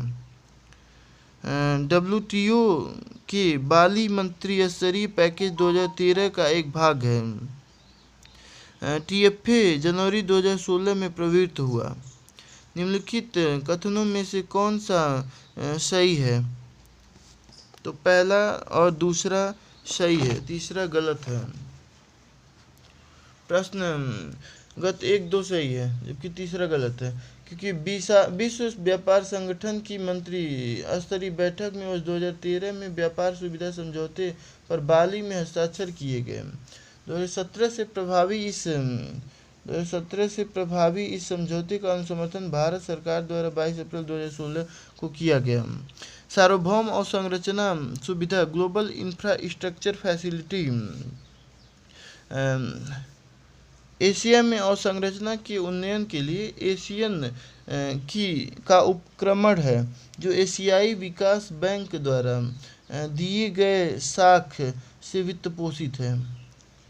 गैर सरकारी क्षेत्रक और संस्थागत निवेशकों की पूंजी का संग्रहण कर सकने के लिए विश्व बैंक का सहयोग है, जो जटिल अवसंरचना सरकारी गैर सरकारी भागीदारियों PPPs की तैयारी और संरचना निर्माण को सुकर बनाता है। OECD के साथ कार्य करने वाले विश्व के प्रमुख बैंकों का सहयोग, जो उन अवसंरचना परियोजनाओं को विस्तारित करने पर केंद्रित है जिनमें गैर सरकारी विनिवेश संग्रहित करने की क्षमता है। अंकटाड द्वारा वित्तपोषित उपक्रमण है जो विश्व में अवसंरचना के विकास को वित्तपोषित करने और सुकर बनाने का प्रयास करता है। तो बी सही है। सार्वभौम अवसंरचना सुविधा गैर सरकारी क्षेत्रक और संस्थागत निवेशकों की पूंजी का संग्रहण कर सकने के लिए विश्व बैंक का सहयोग है, जो जटिल अवसंरचना सरकारी गैर सरकारी भागीदारियों की तैयारी और संरचना निर्माण को सुगम बनाता है। समाचारों में आने वाला डिजिटल एकल बाजार कार्य नीति पद निर्दिष्ट करता है। आसियान को, ब्रिक्स को, EU को, G20 को। तो EU को, यूरोपियन संघ को। समूह के देशों के मध्य अवरोधों तथा व्यापार का सम्मान बनाने हेतु यूरोपीय संघ द्वारा डिजिटल एकल बाजार कार्य नीति की घोषणा की गई। विकसित लेजर व्यतिकरण मापी अंतरिक्ष antenna evolved laser interferometer space antenna परियोजना का प्रयोजन है, यानी कि इलीजा परियोजना का क्या प्रयोजन है? न्यूट्रिनो का संसूचन करना, गुरुत्वीय तरंगों का संसूचन करना, क्षेपणास्त्र रक्षा प्रणाली की प्रभावकारिता का संसूचन करना, हमारी संचार प्रणालियों पर सौर प्रज्वाल सोलर फ्लेयर के प्रभाव का अध्ययन करना। तो बी सही है। विकसित लेजर व्यतिकरण मापी अंतरिक्ष एंटीना एलिजा परियोजना का उद्देश्य गुरुत्वीय त्वरणों का संसूचन करना है। इस परियोजना के तहत 3 पृथक लेकिन एक दूसरे से संबद्ध अंतरिक्ष यान शामिल हैं। जो त्रिकोणीय विन्यास में सूर्य की परिक्रमा कर गुरुत्वीय तरंगों के बारे में जानकारी एकत्र करेंगे। निम्नलिखित युग्मों पर विचार कीजिए। सामान्यतः प्रयुक्त उपभुक्त पदार्थ उनमें पाए जाने वाले संभावित अवांछनीय अथवा विवादास्पद रसायन, जैसे लिपस्टिक हो गया, शीशा, शीतल पेय, ब्रोमीनित वनस्पति तेल, Chinese fast food, monosodium glutamate. तो तीनों सही है। प्रश्नगत तीनों विकल्प सुमेलित हैं, क्योंकि लिपस्टिक में लेड अर्थात शीशा का प्रयोग होता है, मनुष्य के बौद्धिक स्तर को प्रभावित करता है। शीतल पेय में ब्रोमीन से उपचारित वनस्पति तेल का प्रयोग किया जाता है, जबकि चाइनीज फास्ट फूड में स्वाद बढ़ाने के लिए मोनोसोडियम ग्लूटामेट प्रयुक्त किया जाता है। कार्बनिक प्रकाश energy diode, organic light emitting diode का प्रयोग बहुत से साधनों में अंकीय प्रदर्श डिजिटल डिस्प्ले सर्जित करने के लिए किया जाता है। द्रव क्रिस्टल प्रदर्शों की तुलना में ओएलईडी प्रदर्श किस प्रकार लाभकारी है? ओएलईडी प्रदर्श नम्य प्लास्टिक अवस्तरों पर संविरचित किए जा सकते हैं। ओएलईडीज के प्रयोग से वस्त्र में अंतः स्थापित अपरिवर्तनीय प्रदर्श बनाए जा सकते हैं। ओएलईडी के प्रयोग से पारदर्शी प्रदर्श संभव है। ऑर्गेनिक लाइट एमिटिंग डायोड के संदर्भ में प्रश्नगत तीनों कथन सत्य हैं, क्योंकि ओएलईडी लचीले प्लास्टिक अवस्तरों पर संविरचित किए जा सकते हैं तथा इसे रोल्ड अप डिस्प्ले और पारदर्शी डिस्प्ले का निर्माण किया जाता है। तो तीनों सही है। कायिक कोशिका न्यूक्लीय अंतरण प्रौद्योगिकी यानी कि somatic cell nuclear transfer technology का अनुप्रयोग क्या है? जैव डिम्फ नासिका उत्पादन, जैव निम्नीकरण, प्लास्टिक का निर्माण, जंतुओं की जननीय क्लोनिंग और रोगमुक्त जीवों का उत्पादन। तो जंतुओं की जननीय क्लोनिंग। कायिक कोशिका न्यूक्लिक अंतरण प्रौद्योगिकी का प्रयोग जंतुओं की जननीय क्लोनिंग में किया जाता है। इनके द्वारा आनुवंशिक तौर पर अभिन्न पशुओं का निर्माण किया जाता है। निम्नलिखित कथनों पर विचार कीजिए। उष्णकटिबंधीय प्रदेशों में जीका वायरस रोग उसी मच्छर द्वारा संचारित होता है जिससे डेंगू संचारित होता है।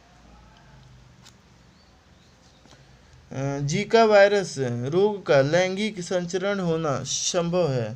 तो दोनों सही है, पहला और दूसरा। क्योंकि जीका वायरस रोग और डेंगू दोनों रोगों का वाहक एडीज प्रजाति के मच्छर हैं। इसी प्रजाति के मच्छरों द्वारा चिकनगुनिया, पीत ज्वर जैसे रोगों के विषाणुओं का संचरण भी किया जाता है। जीका वायरस रोग का लैंगिक संचरण होना संभव है। भारत में कृषि के संदर्भ में प्रायः समाचारों में आने वाला जीनोम अनुक्रम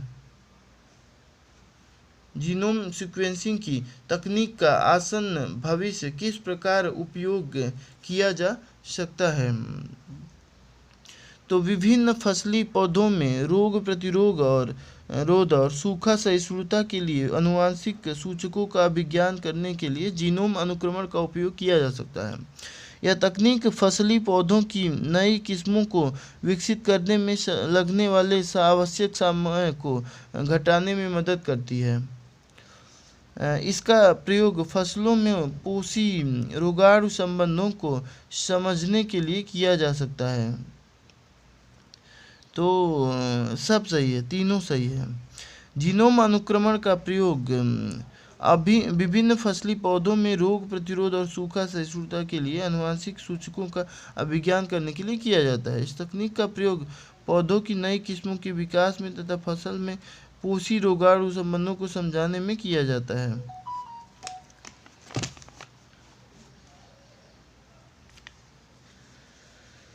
एम स्ट्रिप्स शब्द कभी कभी समाचारों में किस संदर्भ में देखा जाता है?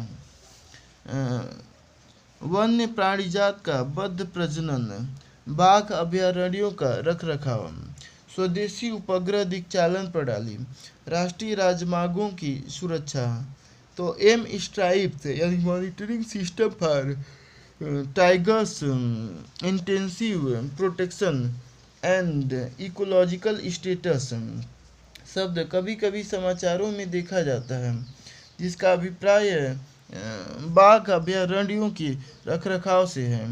यह भौगोलिक सूचना तंत्र आधारित तंत्र का प्रयोग करता है। भारत में यदि कछुए की एक जाति को वन्य जीव संरक्षण अधिनियम 1972 की अनुसूची फर्स्ट के अंतर्गत संरक्षित घोषित किया गया हो तो इसका निहितार्थ क्या है? इसका निहितार्थ क्या है? इससे संरक्षण का वही स्तर प्राप्त है जैसा कि बाघ को। इसका अब वन्य क्षेत्रों में अस्तित्व समाप्त हो गया। कुछ प्राणी बंदी संरक्षण के अंतर्गत हैं और अब इसके विलोपन को रोकना असंभव है। यह भारत के एक विशेष क्षेत्र में स्थानिक है। इस संदर्भ में उपयुक्त बी और सी दोनों सही है। ए जो है बी और सी दोनों सही है, तो इसमें पहला सही है। वन्य जीव संरक्षण अधिनियम 1972 जंगली जानवरों, पक्षियों और पौधों को संरक्षण प्रदान करता है। यह अधिनियम अन्य सुधारों के अलावा संरक्षित पौधों और पशु प्रजातियों की अनुसूचियों की स्थापना तथा इन प्रजातियों की कटाई व शिकार को मोटे तौर पर गैर कानूनी घोषित करता है।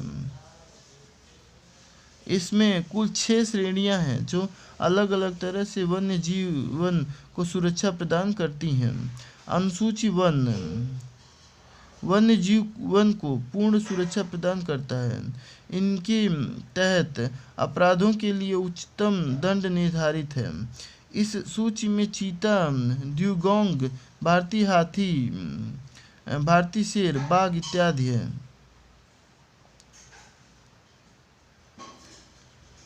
हाल ही में कुछ शेरों को गुजरात के उनके प्राकृतिक आवास से निम्नलिखित में से किस एक स्थल पर स्थानांतरित किए जाने का प्रस्ताव था? कॉर्बेट राष्ट्रीय उद्यान या कूनो पालपुर वन्यजीव अभयारण्य या मुदुमलाई वन्यजीव अभयारण्य या सरिस्का राष्ट्रीय उद्यान। तो कूनो पालपुर वन्यजीव अभयारण्य यही सही है। हाल ही में विलुप्त हो रहे एशियाई शेरों के संरक्षण हेतु गुजरात की उनके प्राकृतिक आवास से उन्हें कूनो पालपुर अभयारण्य बरखेड़ा मध्य प्रदेश में स्थानांतरित करने का निर्णय विशेषज्ञ समिति द्वारा 18 में लिया गया, क्योंकि वहाँ की परिस्थितियाँ एशियाई शेरों के लिए उपयुक्त हैं। भूमंडलीय जलवायु परिवर्तन संधि ग्लोबल क्लाइमेट चेंज अलायंस के संदर्भ में यह यूरोपीय संघ की पहल है। यह लक्ष्याधीन विकासशील देशों को उनकी विकास नीतियों और बजटों में जलवायु परिवर्तन के एकीकरण हेतु तकनीकी एवं वित्तीय सहायता प्रदान करता है। इसका समन्वय विश्व संसाधन संस्थान और धारणीय विकास हेतु विश्व व्यापार परिषद द्वारा किया जाता है। तो पहला और दूसरा सही है, तीसरा गलत है। यूरोपीय संघ की पहल पर वर्ष 2007 में स्थापित भूमंडलीय जलवायु परिवर्तन संधि GCA का उद्देश्य यूरोपीय संघ तथा गरीब विकासशील देशों के मध्य नवीन संधि बनाना है जिनके पास जलवायु परिवर्तन से निपटने के लिए पर्याप्त क्षमता का अभाव है। इसका समन्वय यूरोपीय आयोग द्वारा किया जाता है। जैव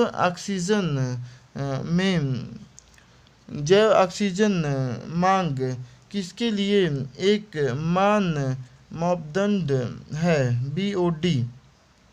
रक्त में ऑक्सीजन स्तर मापने के लिए वन पारिस्थितिकी तंत्र में ऑक्सीजन स्तरों के अभिकलन के लिए जलीय पारिस्थितिक तंत्रों में प्रदूषण के आमापन के लिए उच्च तुंगता क्षेत्रों में ऑक्सीजन स्तरों के आकलन के लिए। तो तीसरा सी जो है सही है। जलीय पारिस्थितिकी तंत्रों में प्रदूषण के आमापन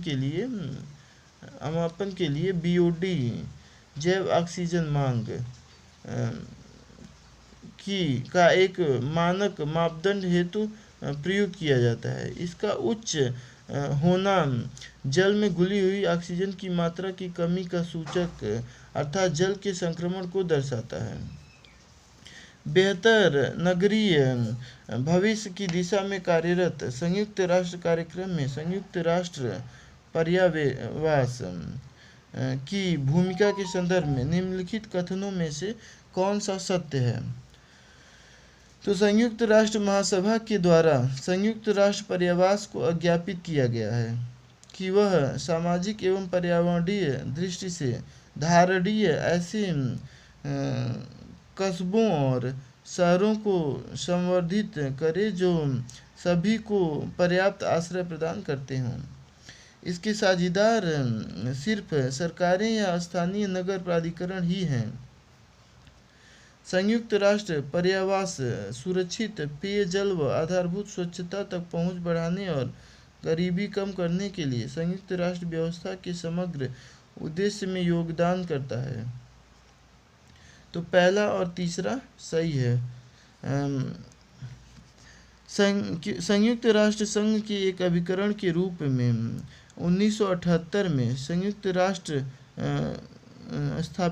राष्ट्र मानव पर्यावरण कार्यक्रम UN हैबिटेट के साझेदारों में सरकारें एवं स्थानीय नगर प्राधिकरण के अतिरिक्त व्यक्तिगत एवं गैर सरकारी प्रयास भी शामिल हैं। इस अभिकरण का मुख्यालय केन्या के नैरोबी में स्थित है।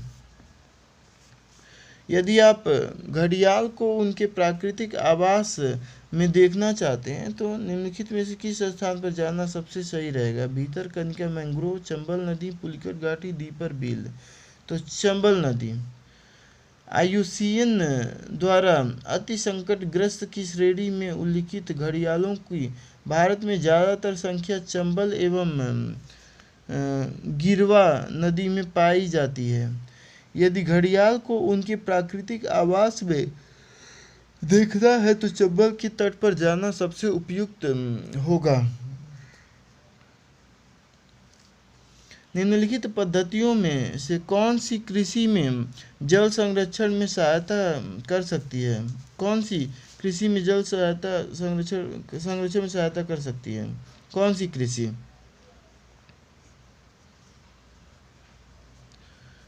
भूमि की कम या शून्य जुताई। हाँ सही बात है। खेत में सिंचाई के पूर्व जिप्सम का प्रयोग। फसल अवशेष को खेत में ही रहने देना। पता नहीं लेकिन तीनों सही है। प्रश्न में उल्लिखित तीनों ही स्थितियों अर्थात भूमि की कम या शून्य जुताई, खेत में सिंचाई के पूर्व जिप्सम का प्रयोग तथा फसल अवशेष को खेतों में रहने देना कृषि में जल संरक्षण में सहायक है। अतः प्रश्नगत विकल्प डी सत्य है।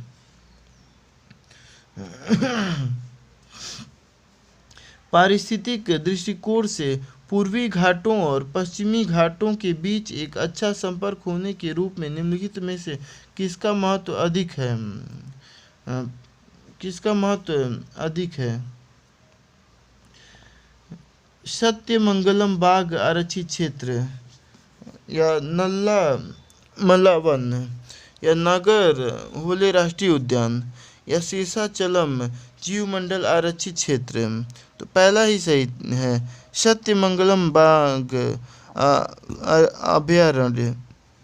आरक्षित का महत्व अधिक है क्योंकि यह पूर्वी एवं पश्चिमी घाट के मिलन स्थल पर स्थित है। यह तमिलनाडु का सबसे बड़ा वन्यजीव अभयारण्य है। शेषाचलम जीव मंडल आरक्षित क्षेत्र और मल्ला वन आंध्र प्रदेश में स्थित है।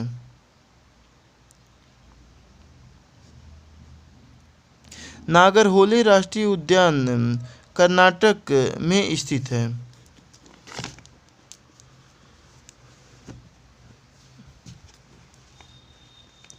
वाणिज्य में प्राणी जात और वनस्पति जात के व्यापार संबंधी विश्लेषण, trade related analysis of fauna and flora in commerce, traffic के संदर्भ में निम्नलिखित कथनों पर विचार कीजिए।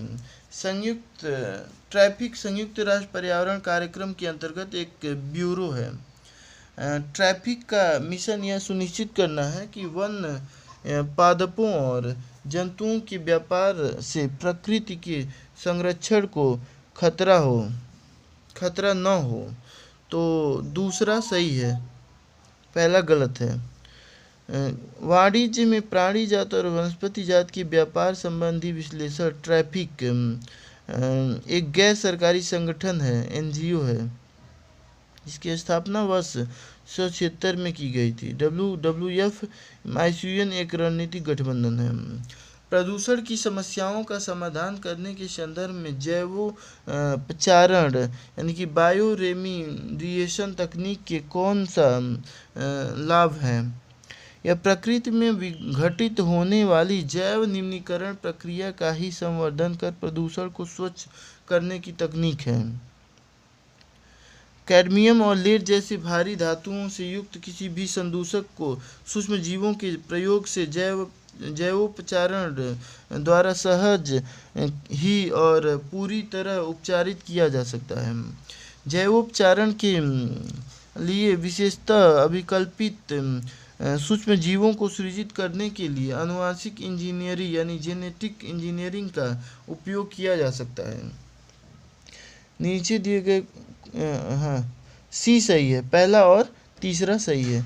जैवोपचारण की परिभाषा के अनुसार यह एक ऐसी प्रक्रिया है जिसमें सूक्ष्म जीवों जैसे जीवाणुओं या उनके एंजाइमों का उपयोग करके किसी संदूषित हो चुके पर्यावरण को उसकी मूल स्थिति में लाने का प्रयास किया जाता है। यह तकनीक कुछ प्रकार के प्रदूषणों से निपटने के लिए तो अच्छी रणनीति है, किंतु उन स्थानों पर कारगर नहीं होती जहाँ मुख्य प्रदूषक ऐसे रसायन हों जो लगभग सभी प्रकार के सूक्ष्म जीवों के लिए विषैले हों, जैसे कैडमियम, सीसा, सोडियम क्लोराइड आदि प्रदूषण हैं। कुछ कारणोंवश यदि तितलियों की जाति स्पीशीज की संख्या में बड़ी गिरावट होती है तो इसका संभावित परिणाम क्या हो सकता है? कुछ पौधों के परागण पर प्रतिकूल प्रभाव पड़ सकता है, राइट। पौधों में कवकीय संक्रमण प्रचंड रूप से बढ़ सकता है, पता नहीं। इसके कारण बर्रों, मकड़ियों और पक्षियों की कुछ प्रजातियों की समष्टि में गिरावट हो सकती है। तो पहला और तीसरा सही है, दूसरा गलत है। कुछ कारणों से अगर तितलियों की जाति की संख्या में बड़ी गिरावट आती है तो पौधों के परागण पर प्रतिकूल प्रभाव पड़ेगा और इसके कारण बर्रों, मकड़ियों और पक्षियों की कुछ प्रजातियों की समष्टि में गिरावट हो सकती है। इसके अतिरिक्त खाद्य श्रृंखला पर भी प्रतिकूल प्रभाव पड़ेगा। शैवाल आधारित जैव ईंधनों का उत्पादन संभव है, लेकिन इस उद्योग के संवर्धन में विकासशील देशों की क्या संभावित सीमाएं हैं? तो शैवाल आधारित जैव ईंधनों का उत्पादन केवल समुद्रों में ही संभव है, महाद्वीपों पर नहीं।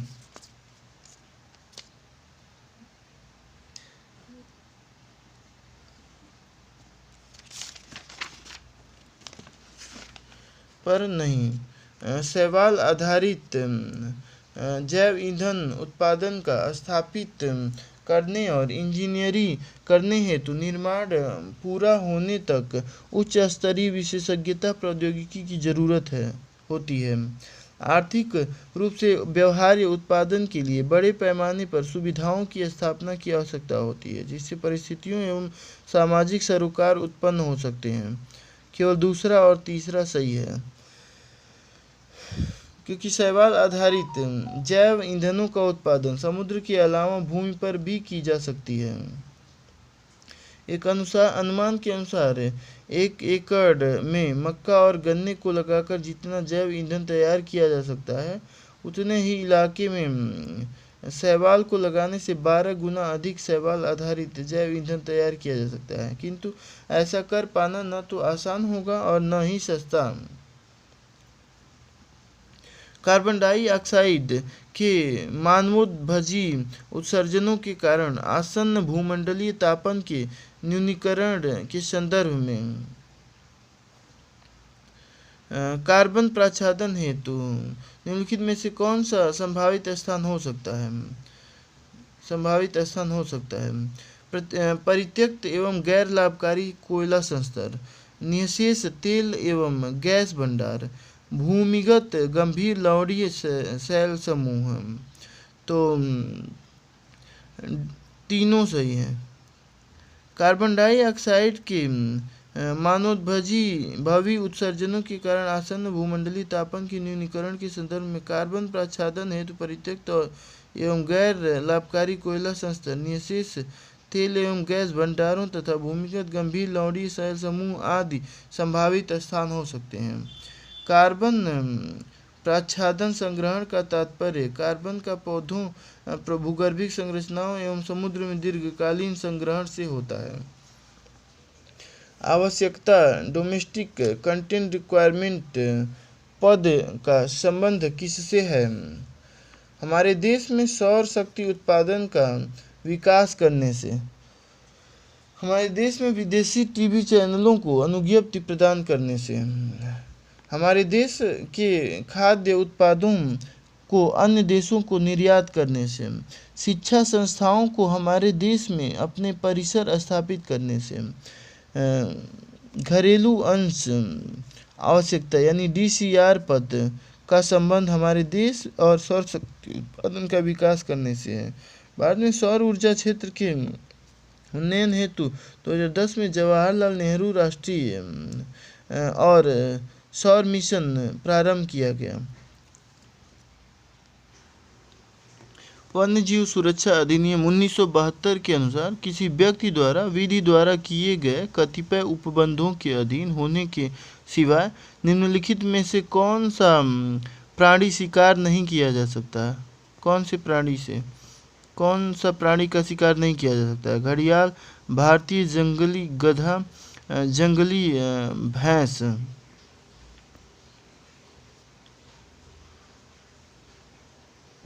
सबका नहीं किया जा सकता है, तीनों का। वन्यजीव सुरक्षा अधिनियम 1972 के अनुसार किसी व्यक्ति के द्वारा कतिपय उपबंधों के अधीन होने के सिवाय घड़ियाल, भारतीय जंगली गधा और जंगली भैंस तीनों का शिकार नहीं किया जा सकता है। निम्नलिखित कथनों पर विचार कीजिए। अल्पजीवी जलवायु प्रदूषकों को न्यूनीकृत करने हेतु जलवायु एवं स्वच्छ वायु गठबंधन CCAC G20 समूह के देशों की एक अनोखी पहल है।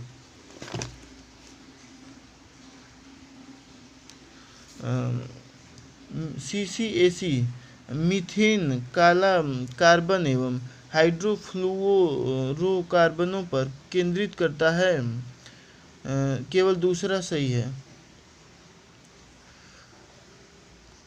जलवायु एवं स्वच्छ वायु गठबंधन CCAC विश्व के 65 देशों, भारत सहित 17 अंतरसरकारी संगठनों, व्यावसायिक संगठनों, वैज्ञानिक संस्थाओं और कई नागरिक समाज संगठनों की एक वैश्विक साझेदारी है, जो मीथेन, काला कार्बन और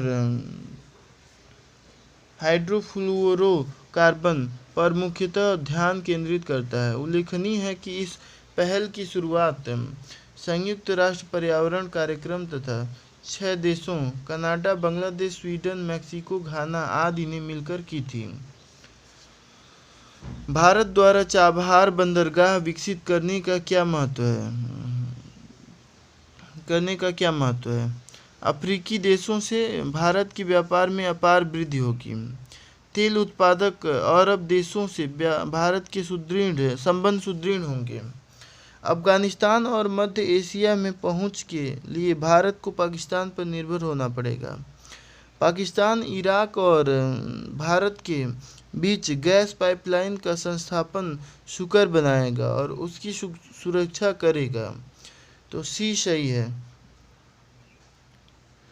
अफगानिस्तान और मध्य एशिया में पहुंच के लिए भारत को पाकिस्तान पर निर्भर नहीं होना पड़ेगा। भारत द्वारा ईरान के चाबहार बंदरगाह को विकसित किए जाने के फलस्वरूप अफगानिस्तान और मध्य एशिया में पहुंच के लिए भारत को पाकिस्तान पर निर्भर नहीं रहना पड़ेगा। भारत द्वारा ईरान के साथ द्विपक्षीय समझौता 2015 में संपन्न किया गया था। भारत में साइबर सुरक्षा घटनाओं पर रिपोर्ट करना निम्नलिखित में से किसके लिए विधित अधिदेशात्मक है? सेवा प्रदाता यानी सर्विस प्रोवाइडर के लिए, या डेटा सेंटर के लिए, कारपोरेट निकाय के लिए। तो तीनों सही है। भारत में साइबर सुरक्षा घटनाओं पर रिपोर्ट करना सेवा प्रदाता, डाटा सेंटर और कारपोरेट निकाय तीनों के लिए विधित है।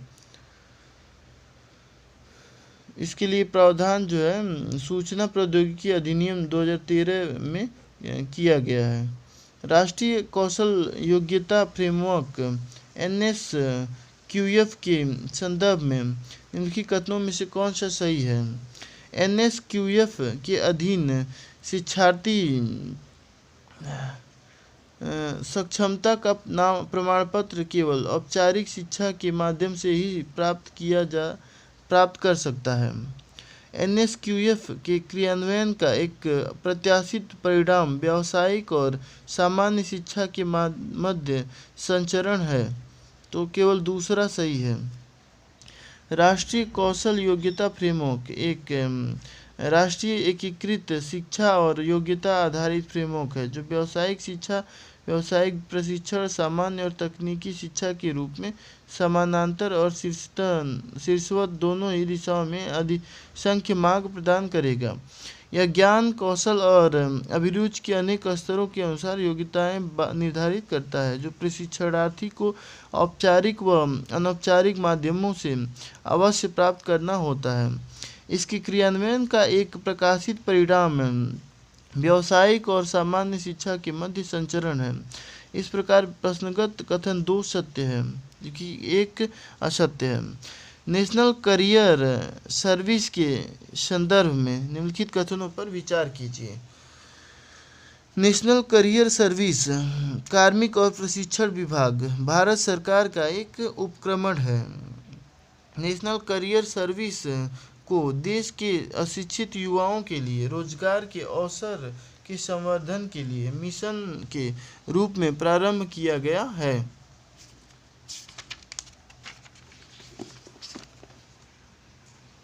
उपर्युक्त कथनों में से कौन सा सही है? न तो 1 सही है न तो 2 सही है। 20 जुलाई 2015 को 46वें श्रम सम्मेलन में प्रधानमंत्री द्वारा नेशनल करियर सर्विस पोर्टल की शुरुआत की गई। इस पोर्टल की खासियत है कि यहाँ सरकारी के साथ साथ निजी क्षेत्र की नौकरियों की भी तलाश की जा सकती है। नेशनल करियर सर्विस भारत सरकार के श्रम एवं रोजगार मंत्रालय की पहल है। इस प्रकार पहला जो है कथन असत्य है। नेशनल करियर सर्विस यह पोर्टल श्रम एवं रोजगार मंत्रालय के अधीन है। नेशनल करियर सर्विस भारत के नागरिकों को रोजगार और करियर संबंधी सेवाओं की एक विस्तृत श्रृंखला प्रदान करता है। यह पोर्टल नौकरी के इच्छुक उम्मीदवारों और नियोक्ताओं के बीच की दूरी कम करने की दिशा में कार्य करता है। यह पोर्टल अशिक्षित युवाओं के लिए ही नहीं बल्कि समस्त नागरिकों के लिए उपलब्ध है, इसलिए दूसरा भी असत्य है। निम्नलिखित कथनों में से कौन सा हाल ही में समाचारों में आए दबाव युक्त परिसंपत्तियों की धारणीय संरचना पद्धति scheme for sustainable structuring of stressed assets का सर्वोत्कृष्ट वर्णन करता है? यह सरकार द्वारा निरूपित विकासपरक योजनाओं की पारिस्थितिकी या कीमतों पर विचार की पद्धति है। यह वास्तविक कठिनाइयों का सामना कर रही बड़ी कॉरपोरेट इकाइयों की वित्तीय संरचना के पुनर्संरचन के लिए भारतीय रिजर्व बैंक की स्कीम है। यह केंद्रीय सार्वजनिक क्षेत्र के उपक्रमों बारे में सरकार की विनिवेश योजना है। यह सरकार द्वारा हाल ही में क्रियान्वित इंसॉल्वेंसी एंड बैंकरप्सी कोड का एक महत्वपूर्ण उपबंध है। तो बी सही है। भारतीय रिजर्व बैंक द्वारा वास्तविक कठिनाइयों का सामना कर रही बड़ी कॉरपोरेट इकाइयों की वित्तीय संरचना के पुनर्संचरण के लिए दबाव युक्त परिसंपत्तियों की धाड़ी संचयन पद्धति S4A योजना का संचालन किया जा रहा है। इसके तहत बैंकों तथा ऋण लेने वाले उपक्रमों के बीच समझौता कर ऋण के बड़े भागों को इक्विटी में परिवर्तित करने का प्रावधान किया गया है। निम्नलिखित कथनों पर विचार कीजिए। राष्ट्रव्यापी मृदा स्वास्थ्य कार्ड स्कीम यानी कि सॉइल हेल्थ कार्ड स्कीम का उद्देश्य है सिंचित कृषि योग्य क्षेत्र का विस्तार करना, मृदा गुणवत्ता के आधार पर किसानों को दिए जाने वाले ऋण की मात्रा के आकलन में बैंकों को समर्थ बनाना, कृषि भूमि में उर्वरकों के अति उपयोग को रोकना। तो केवल तीसरा सही है।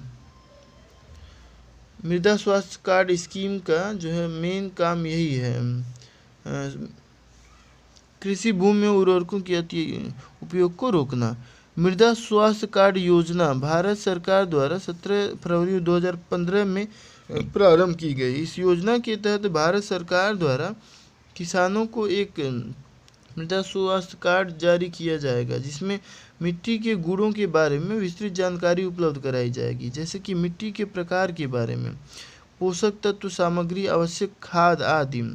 इस योजना का मुख्य उद्देश्य खाद्य के उपयोग से मिट्टी के आधार और संतुलन को बढ़ावा देना है, जिससे किसानों को कम कीमत में अधिक पैदावार मिल सके। इस प्रकार प्रसंगत कथन 3 सही है।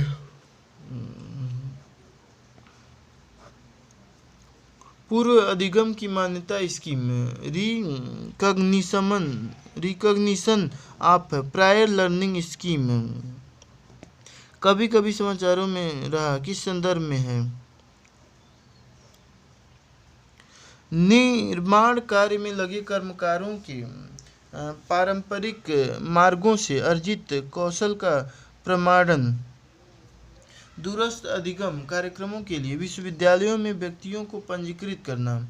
सार्वजनिक क्षेत्र के कुछ उपक्रमों में ग्रामीण और नगरीय निर्धन लोगों के लिए कुछ कुशल कार्य आरक्षित करना। डी राष्ट्रीय कौशल विकास कार्यक्रम के अधीन प्रशिक्षणार्थियों द्वारा अर्जित कौशल का प्रमाणन करना। पहला सही है। भारत सरकार के कौशल विकास और उद्यमिता मंत्रालय के प्रधानमंत्री कौशल विकास योजना के अंतर्गत पूर्व अधिगम की मान्यता स्कीम का उद्देश्य निर्माण कार्यों में लगे कर्मकारों की पारंपरिक मार्गों से अर्जित कौशल का प्रमाणन से है।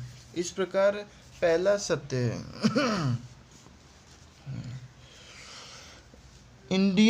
स्मार्ट इंडिया हैकाथॉन 2017 के संदर्भ में यह हमारे देश के प्रत्येक शहर को एक दशक में स्मार्ट सिटी के रूप में विकसित करने के लिए केंद्र द्वारा प्रायोजित एक स्कीम है। यह हमारे देश की अनेक समस्याओं का समाधान करने के लिए नई डिजिटल प्रौद्योगिकी नव प्रवर्तनों के अभिज्ञान की एक पहल है। यह एक कार्यक्रम है जिसका लक्ष्य एक दशक में हमारे देश में सभी वित्तीय लेन देनों की को पूरी तरह से डिजिटल करना है। तो केवल दूसरा यानी कि बी सही है।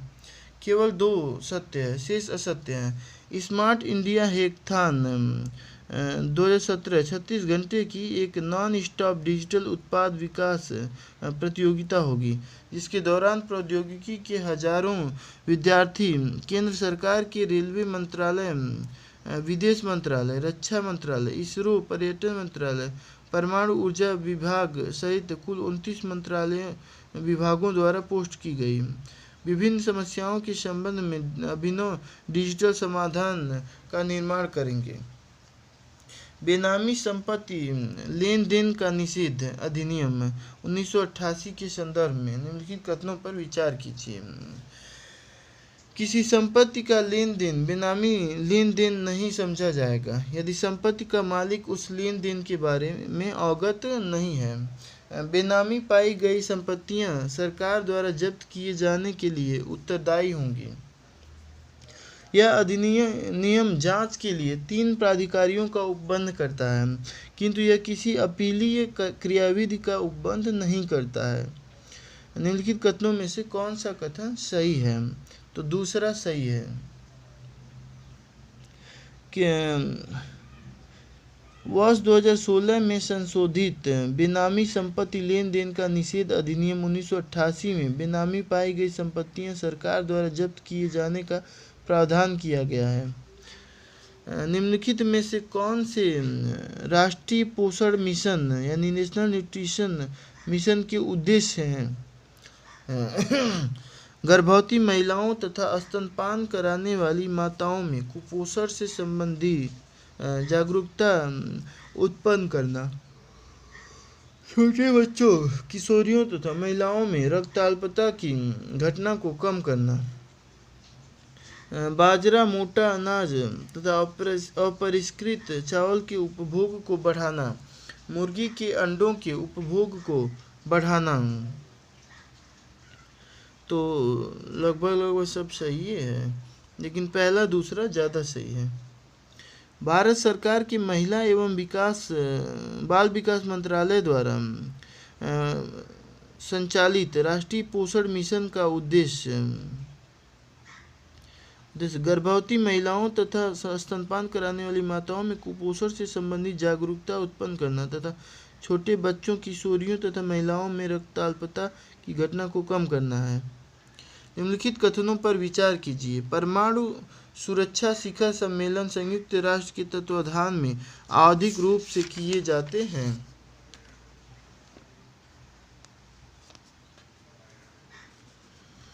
विखंडनीय सामग्रियों पर अंतर्राष्ट्रीय पैनल अंतर्राष्ट्रीय परमाणु ऊर्जा अभिकरण का एक अंग है। निम्नलिखित कथनों में से कौन सा सही है?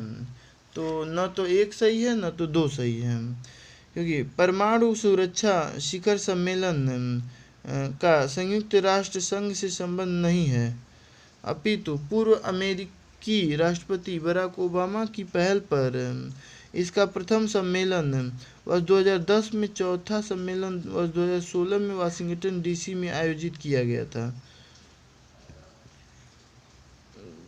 विखंडनीय सामग्रियों पर अंतर्राष्ट्रीय पैनल परमाणु शस्त्र व गैर परमाणु शस्त्र राज्यों के परमाणु विशेषज्ञों का एक स्वतंत्र समूह है। निम्नलिखित में से कौन राष्ट्रीय पेंशन प्रणाली एनपीएस में सम्मिलित हो सकता है? केवल निवासी भारतीय नागरिक, केवल 21 से 55 तक की आयु के व्यक्ति,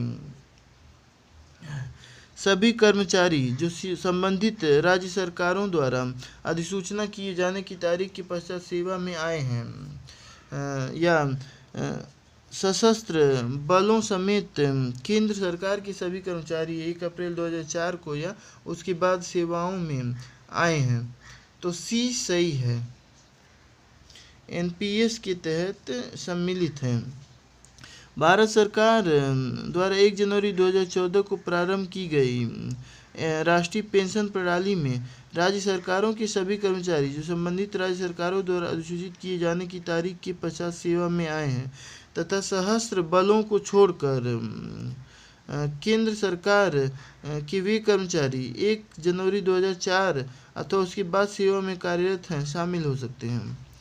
राष्ट्रीय कृषि बाजार नेशनल कल्चर मार्केट स्कीम की क्रियान्वित करने का लिए लाभ है।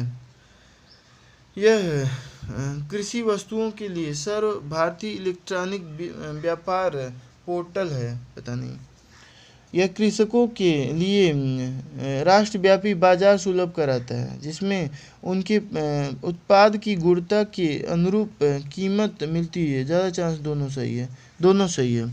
1 और 2 प्रश्नगत दोनों कथन सत्य हैं। 14 अप्रैल 2016 को प्रधानमंत्री द्वारा प्रारंभ की गई राष्ट्रीय कृषि बाजार कृषि वस्तुओं के लिए सर्व भारतीय इलेक्ट्रॉनिक व्यापार पोर्टल है जो कृषकों के लिए राष्ट्रव्यापी बाजार उपलब्ध कराता है जिससे उनके उत्पाद की गुणवत्ता के अनुरूप कीमत मिलती है। राष्ट्रीय बौद्धिक संपदा अधिकार नीति national intellectual property rights policy के संदर्भ में यह दोहा विकास एजेंडा और ट्रिप्स समझौते के प्रति भारत की प्रतिबद्धता को दोहराता है। औद्योगिक नीति और संवर्धन विभाग भारत में बौद्धिक संपदा अधिकारों के विनियमन के लिए केंद्रक अभिकरण नोडल एजेंसी है। तो उपयुक्त कथनों में से कौन सा सही है? दोनों सही है।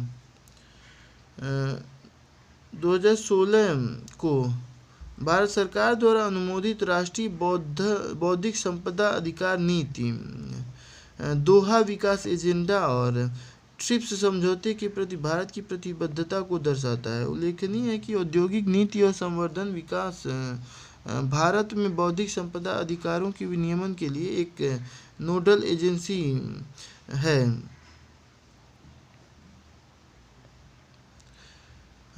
आवास और शहरी विकास पर एशिया पैसिफिक मंत्री स्तरीय सम्मेलन के संदर्भ में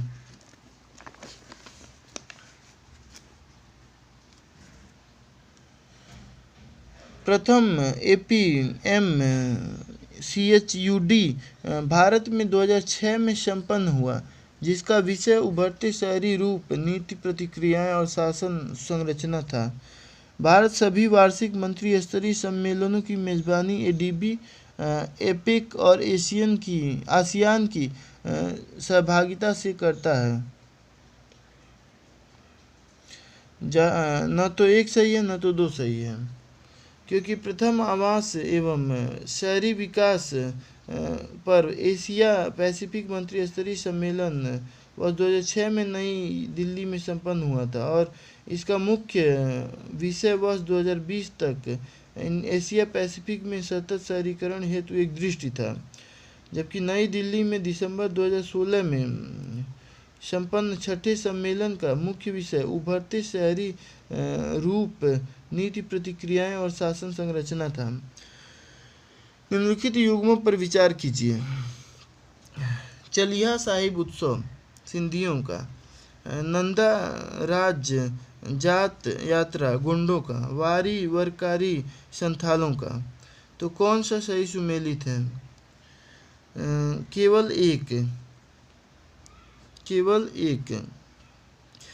केवल क्योंकि चलिया साहिब उत्सव का संबंध सिंधी समाज से है जिसे प्रतिवर्ष जुलाई अगस्त माह में मनाया जाता है। शेष विकल्प असत्य हैं क्योंकि नंदा राज जात यात्रा एक सांस्कृतिक यात्रा है जिसका प्रारंभ सर्वप्रथम राजा कल्याण चंद्र के शासनकाल में 16वीं सदी में कुमायूं में हुआ था, जबकि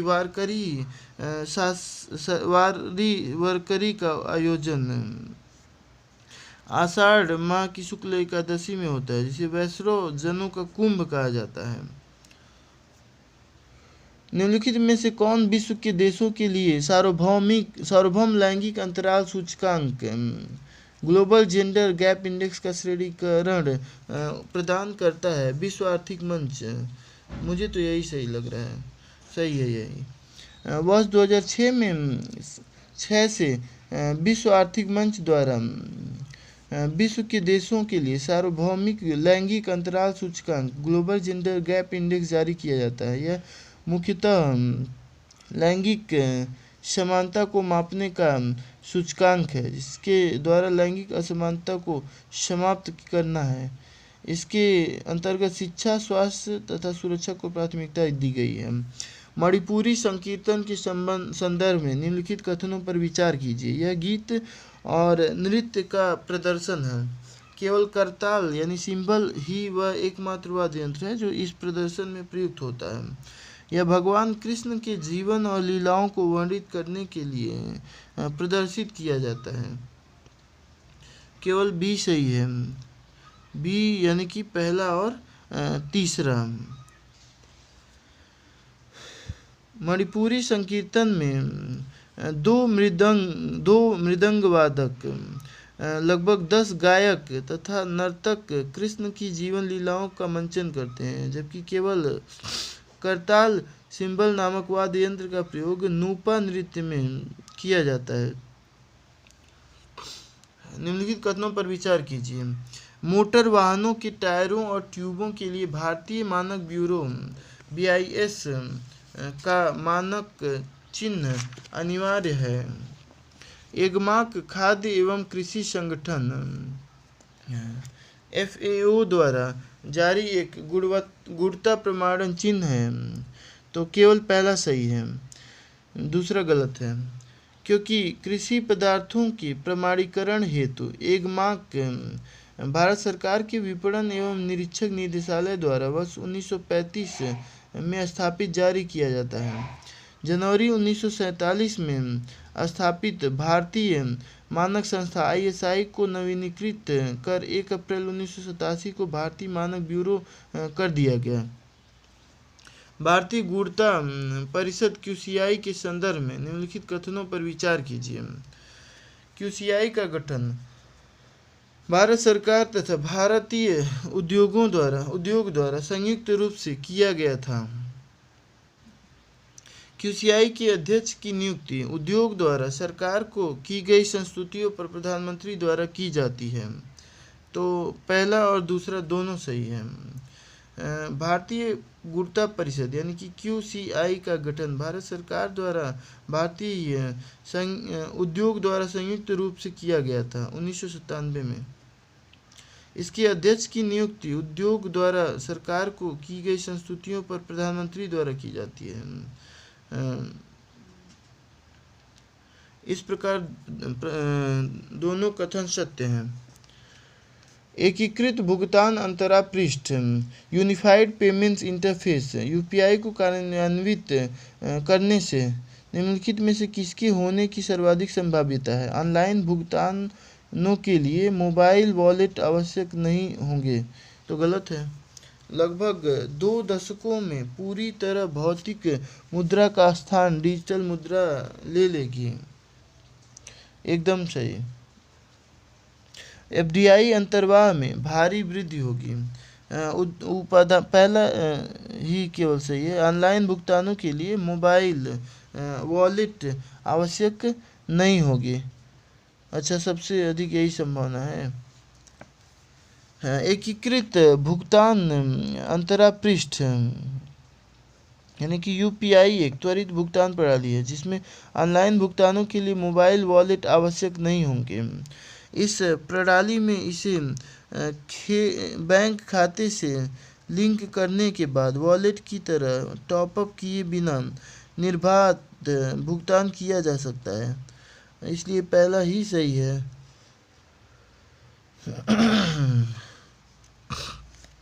कभी कभी समाचारों में event horizon, singularity, string theory और स्टैंडर्ड मॉडल जैसे शब्द किस संदर्भ में आते हैं? ब्रह्मांड का प्रेक्षण और बोध, सूर्य और चंद्र ग्रहणों का अध्ययन, पृथ्वी की कक्षा में उपग्रह का स्थापन, पृथ्वी पर जीवित जीवों की उत्पत्ति और क्रम विकास, सिंगुलरिटी, यही ब्रह्मांड का प्रेक्षण और बोध होना चाहिए। हाँ, event horizon, singularity, string theory and standard model जैसे शब्दों का प्रयोग ब्रह्मांड के प्रेक्षण व बोध के संदर्भ में किया जाता है। इवेंट होराइजन किसी ब्लैक होल के चारों ओर के क्षेत्र को परिभाषित करती है। सिंगुलरिटी अंतरिक्ष का वह क्षेत्र होता है जहाँ किसी खगोलीय पिंड का गुरुत्वाकर्षण क्षेत्र अनंत हो जाता है। स्ट्रिंग थ्योरी, स्टैंडर्ड मॉडल शब्दों का संबंध भी ब्रह्मांड से है।